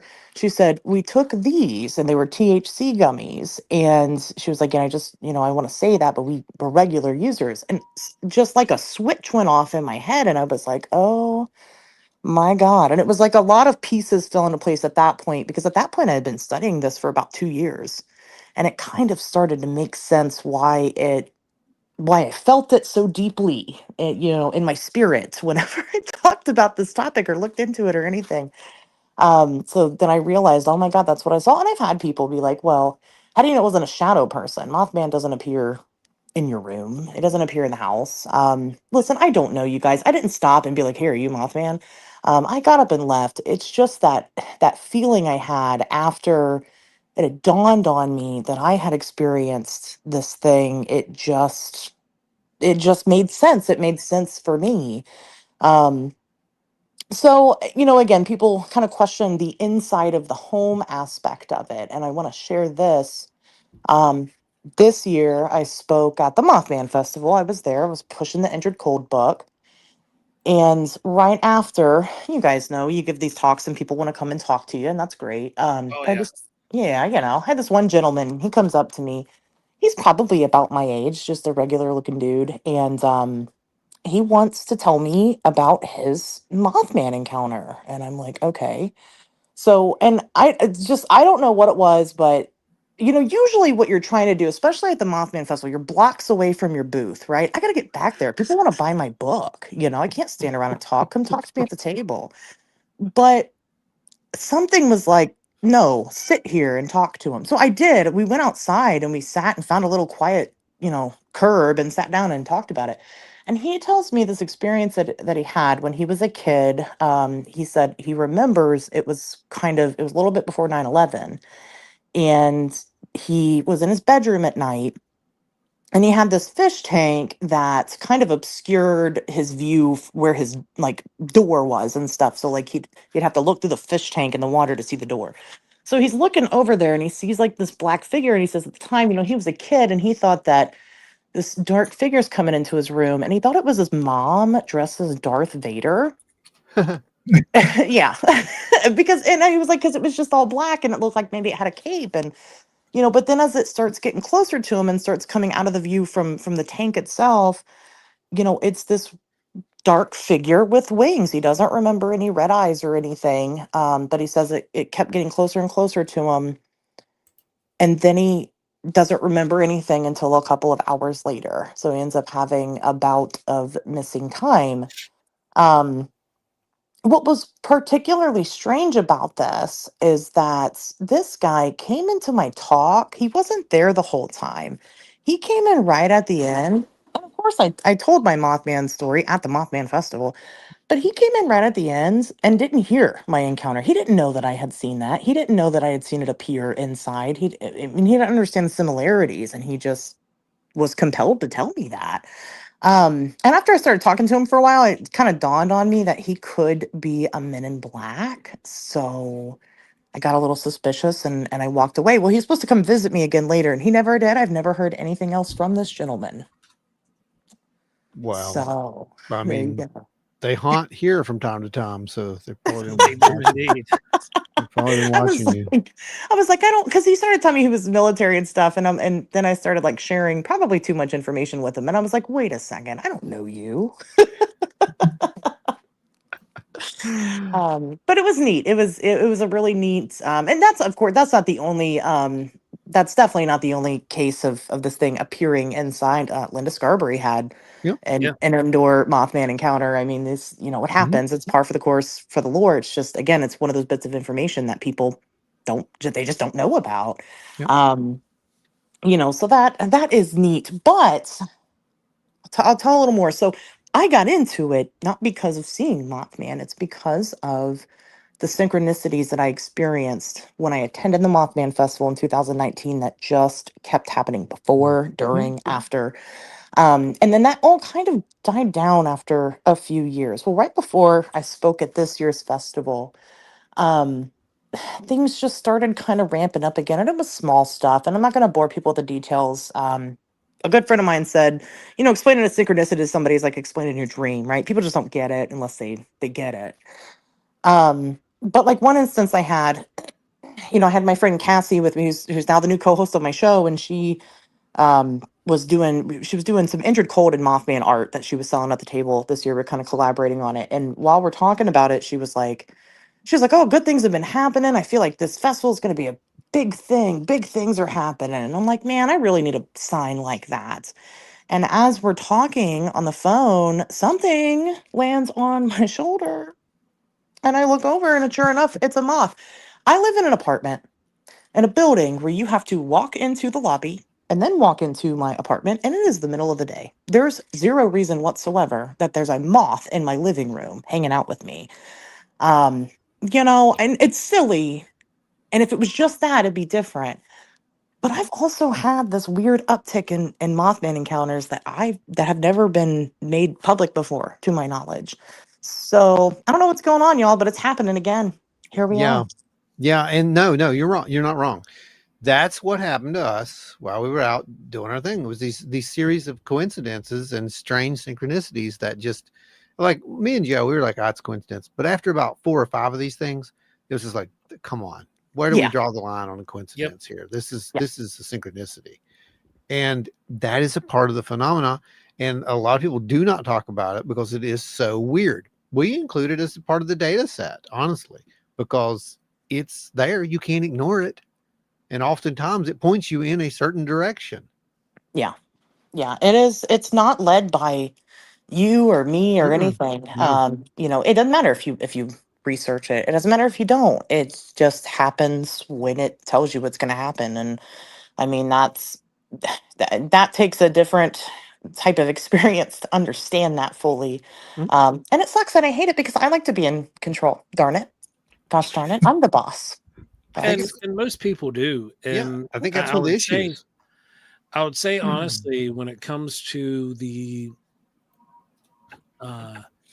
biggest issue with a lot of researchers is that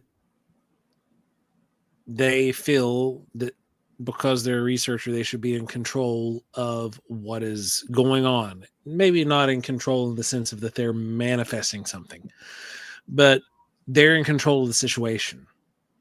They went there with a purpose. They set up their gear to detect a thing, and that they should be able to collect data. And when they don't, then that means it doesn't exist. Yeah. And it's because they set the parameters internally. They're not allowing the phenomena to just be. Yeah. I mean, sometimes it seemed to us that we weren't in control. We were in control of if we did it or didn't do it, but we were definitely not. At some points, it just felt like something was pointing us in directions, and we had a choice. We could go do that or not. It was not like, oh, you're, mind control. But when we went in those directions, that's when the synchronicities really compounded. And, Roni was one of those prime examples right there. And then that was the same day that, Jeff calls us to come downstairs. And that's right. That's when we met Roger. That was the first time Roger had been in. Yeah. Right. after all those years. And it was wild because we had just finished that interview, and Jeff tells us to come down there, and it was the first time Roger had been in town for ages, and we were the first people. You don't, other than Jeff. You haven't seen it, but there's footage of in the Jeff interview. There's a whole bunch of that, but at the end he actually says, who knows, maybe someday these witnesses will actually come forward. And when we cut the camera, he's like, Roger's supposed to come, blah blah blah blah, talking about this. And it's like, when's that gonna be? He's like, who knows, he's been saying it for a while. And lo and behold, it was that very day. He had no clue whatsoever. And other than Jeff, we were the first people to ask Roger some of the questions, and we can't say the answers. No. We can't repeat what we were told because it's going in Jeff's book. We have to do one of those Lukatsky things, don't we? Yeah. I can't comment on that. But Jeff let us ask some pretty pointed questions about the phenomena and about the very first incident and some subsequent stuff and what he saw. And we were allowed to ask those questions, and just being able to do that was insane. Yeah, it is weird. What's up with that? What's up with these just Mothman people just like, hey, I'm just doing it now, to just deciding to, I don't know. Where did you come from? Where did you come from? Why did we start, talking to you? We don't, if you haven't noticed that we have a very short list of people that we deal with. And it's not because we don't get along with other people. We're friendly with everybody. Yeah. You're one of our friends. Most people are just like, they don't know what to think. So they're like, they're too serious. They obviously have never watched an episode of The Live. But, there's a difference between us when we're on stage giving a presentation and we do, something like this. But, that's the whole point. Like, these people don't meet by complete accident, in my opinion. There's just too many weird things. And it's like the community that we have here in the chat. Yeah. The folks who are hanging out with us right now, you guys, I'm talking to y'all because we've met so many of you guys. We had a huge gathering of you guys at Mothman for the first time ever. Yep. And we were able to hang out with you guys. You saw what it was like. You got to see us do the presentation. You got to see us in front of the people, and you saw who we really were, like, because you hung out with us and you spent time and you sat down. We became friends. It was more than just a moniker on a screen. It was now, that's this guy. And we became friends. And it's the same with you, Ashley. Like, we have a lot of acquaintances in the community, specifically locally or regionally even, that we're friends with, we're friendly with. And you don't see them coming on the show all the time. You don't see them hanging out in the chat. Just saying. Quality over quantity. You're absolutely right. And I think that the key that everybody's been missing out, because let's be real, the paranormal drama soap opera has been going on since the paranormal has been a thing.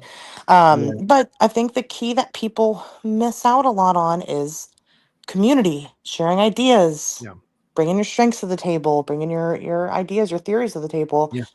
We need more of that, and it's difficult. It's hard to tell who is genuine and who is not. But just like the phenomena, you just always seem to find your people somehow. You do. No, it's 100% right. And we've actually, we've kind of figured that out a long time ago. It's just that. It's just a weird thing, and something you got to just kind of let it go with. You don't really want to question it so much. Just go with it and, see where it leads you, because, man, I'm telling you, it's been a crazy trip so far, and it hasn't disappointed me at all. So who knows what's next, right? It's exciting. I can't wait to find that rat bastard Indrid Cold and give him what for.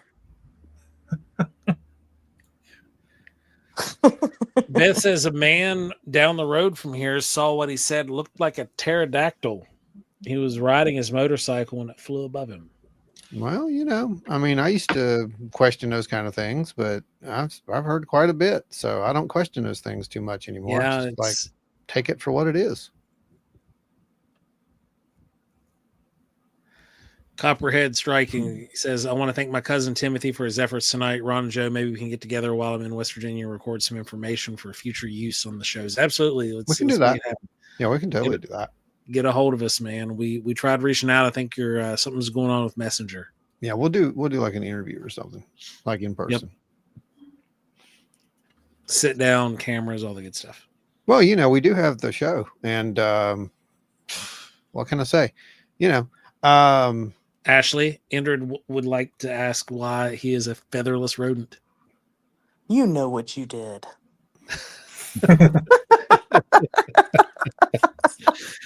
Oh, man.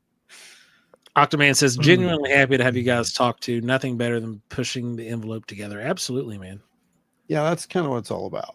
We need more workshops and meetings. I love this community. We really do. And we're I got a feeling we're trying to squeeze one in here before the end of the year. We just I don't know if that's going to happen. I'll be 100% with you.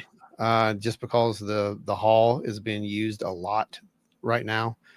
They had some, you know, Veterans Day right into meetings. Yeah, and, holidays and everything. Holidays, yeah. So I don't think that's going to happen, unfortunately. We tried, but I don't think we can get it.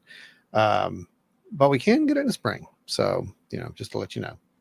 Good deal. Back in there again. So unfortunately, we're getting ready to go into those cold months. And man, I'm not even thinking about it. I'm not even going to think about it. I think it's going to be a cold one, man. Maybe. We'll see. You know, but cold ones mean nice, clear nights. You know what that means? They really do. David? And there ain't no bugs at 20 degrees. David? Yeah, I know. Yeah. And well, you know, there's another thing right there. I think that we definitely need to get back to some of these spots, and we need to apply everything at this point that we've learned, you know, including, you know, some of the tricks that you're going to see in Strange Realities. Because honestly, we're here for a reason. Yeah. And you know, it's worked this well for now for some reason. But yeah, you definitely want to make sure that you keep up with some of the stuff that's coming, because it's going to get really cool. I can promise you. You know, you never know. Yeah. You never know who may be in an episode someday in the future. People who are our peers, right? That sometimes show up on our show. You know, things like that. You never know. Who's that? I don't know who you're talking about. No idea. No idea. But yeah, I'm thinking that a trip back to, you know, some of those spots would probably be a good idea. Oh, I agree. Yeah, definitely. Especially, you know, considering that everybody's okay with talking about things like 1.6. Oh, I'm sorry, you can't talk about that one, but we can talk about radiation and things that you can't see that are there. Well, we can talk about them all we want, because we're not being fed information. I'm not being fed information. I haven't signed any kind of non-disclosure agreement at this point. And you know, it would probably cost a lot of money to make me sign a non-disclosure agreement, to be honest with you. Yeah, it really would. Because I don't think there's any reason for it. Flat out, you know, I just don't think there's any reason for this at all. This is something that's been happening forever. Not looking unless it's like Lockheed.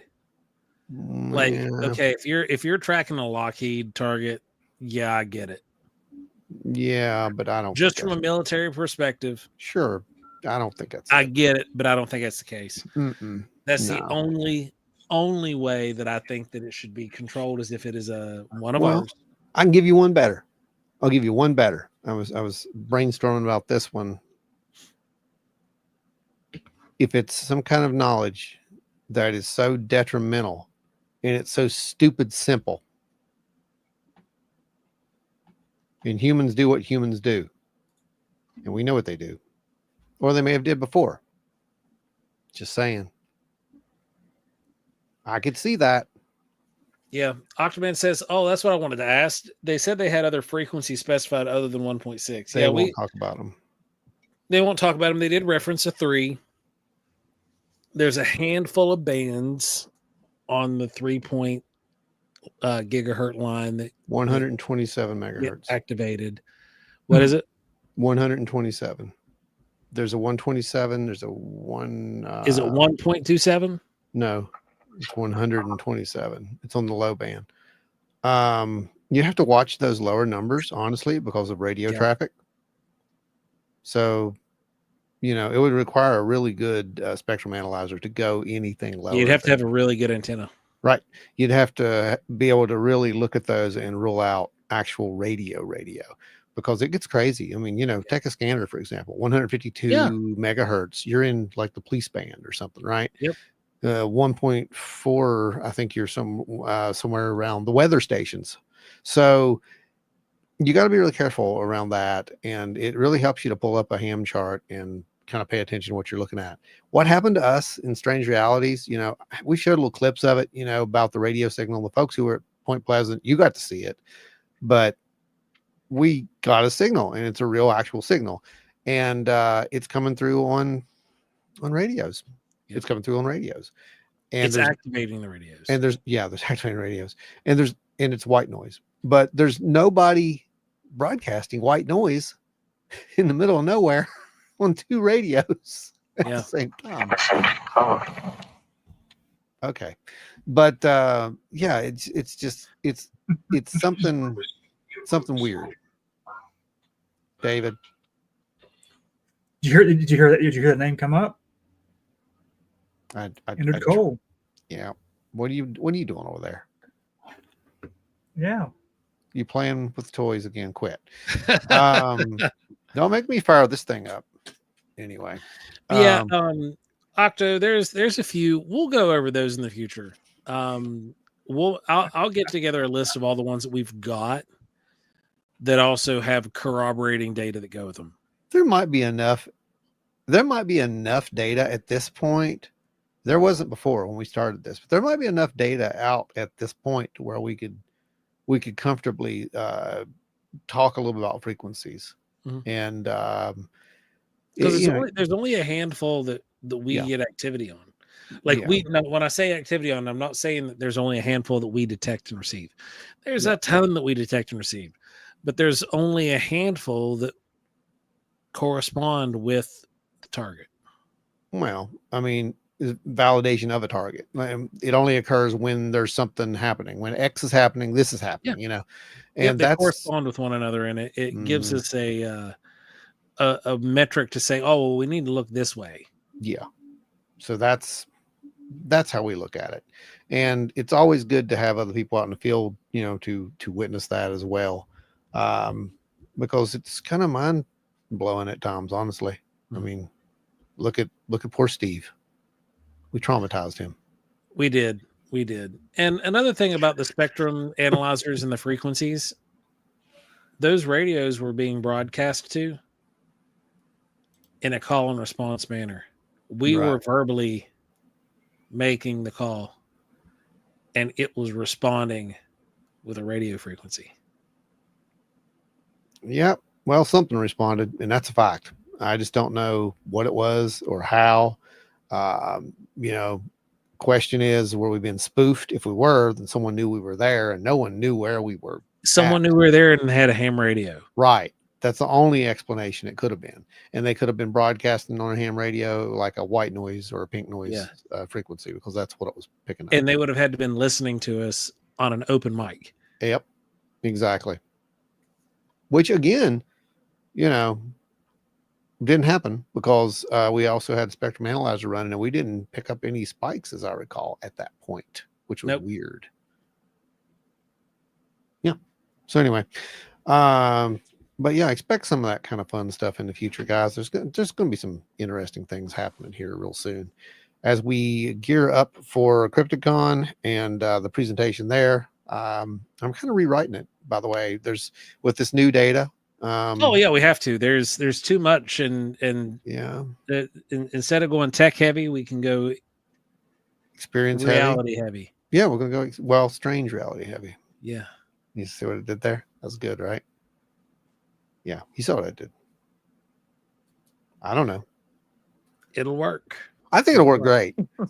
So yeah, I think that would be a really good thing to do. And like I said, it would be good to get some more eyes out in the field and some peers out in the field. So, You never know, Ashley. You might get a message. Just saying. Well, I do have better means of transportation these days, so Nice. Oh well, then you probably definitely will. I found some local weirdos who would love to learn. Good. Very good. That is awesome. So yeah, again, it's we're not, as far as I know. I mean, I honestly can say we have never had any kind of those experiences where people are like, I don't say this, don't say that. So again, until we do, we're probably going to keep saying this and that. So and there's going to have to be a whole lot of money involved just to say, don't say this. So you're saying that we're completely we can be bought out. That's what you're saying, right? Hey man, everybody's got a dollar amount. Everybody's got a dollar amount. I got you. Listen, I'm a single parent. There's definitely a dollar amount. Right. Yeah. I think there's a dollar amount for everything at this point, guys. I'm tired. I'd love to retire early. Right. Well, that dollar will make you holler. UFO what? I don't know what that is. I knew a guy named Joe. Well, thanks for jumping on here with us tonight. Short notice. We appreciate you. Seth, thank you tonight for sending in your account that you were able to get from the yard sale that you went to. Don't forget, you can also pick up your very own copy as well as the rest of the set in that line. Full set at CryptidCon. Yep. Card protectors. Double. You have your very own Glowing Joe and your very own Ron at the tailgate. Double. These are double protected. So I'm so excited. I had no clue this was a thing. Really? Oh yeah. You didn't know? You didn't see them? I haven't been here. We sold so many of those at Mothman. It was great. We still have some left, right? I think. Yeah, there's a handful. Okay, because I didn't get very many of those made that first set. But Jordan Booker, that set is awesome. There, yeah, you got one. That's right. Yeah, they've got data cards in them, so that way, like if you're a researcher, there's some valuable points in there that you can take with you. Made me so happy with that one. What was the Bigfoot thing that we did? Where was that at? That was Carter County, right? In Kentucky. Yeah, and the person who came up, the kid who came up, that's why they wanted it. They wanted it because it had the data cards. When I showed them the data cards, they were just like, they had to have them, and that's how it went down. But yeah, they're pretty fun. I like them anyway. Everyone, we got to collect them all. Glowing Joes, Jokemon. Oh no, this is bad. This is bad. So I think you found your money tree there. We did. That's it. This is just oh man, it's that one. Wait till the booster pack comes out. You guys, another Mothman Day has come and gone. Now remember, the actual anniversary is coming up. So we'll post a couple of things probably on that day over on the group, and you might see some things show up here. But it's always good to get on here and just have some fun. Like I said, the world's kind of weird, so let's every couple hours that we can spend over here and just have some fun. We're doing it. Let's just do it. And that's the way I'm saying that. Agreed. What we got coming up, Joe? Let them know. Oh man, next week we will be at CryptidCon in Lexington, Kentucky. We're going to be speaking at 10:30 a.m. on Sunday morning. Be prepared to have yourselves some high strangeness church, baby. It's going to be wait. You're not starting religion. You're not doing that. You're not starting a cult. It's a cult. So anyway, we're going to be going on at 10:30 Sunday morning, and Jeff Walmsley will be speaking right after us. It's going to be a great time. You never know. Zorp and Cargon are definitely going to be showing up, I have heard. Will Doomsday Dave be present? Yeah, is Doomsday Dave going to be able to make it to Lexington? I want to try to. I'm still.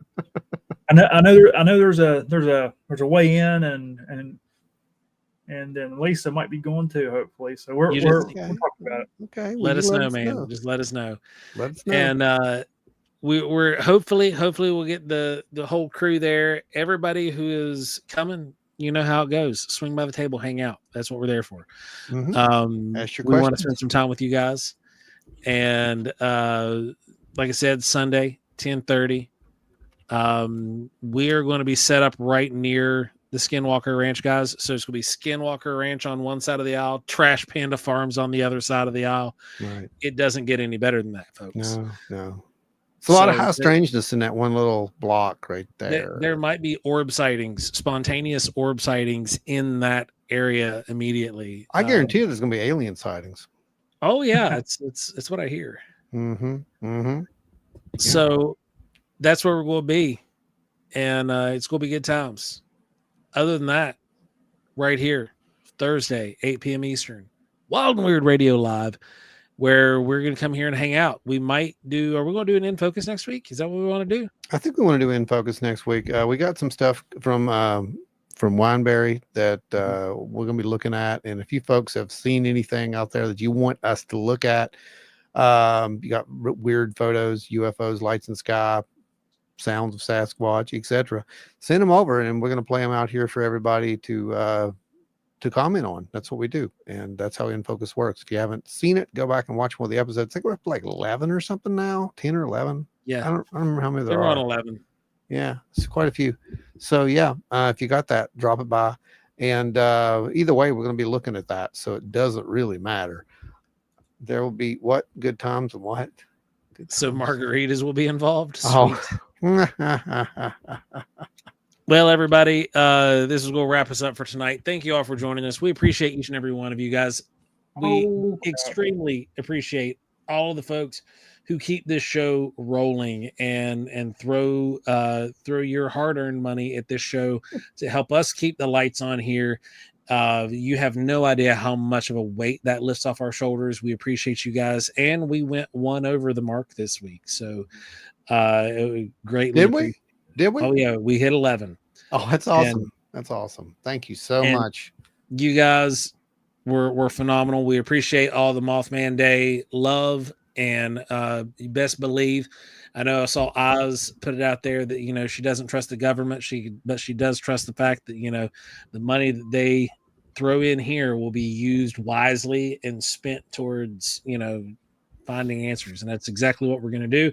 It's going to go through keeping the lights on here, and it's going to keep us out in the field for the next episode of Strange Realities that we're going to hopefully be able to go out and film here in the very near future. So remember, it's Mothman Day, baby. Get out there, look in the sky. You never know. You might see some red eyes.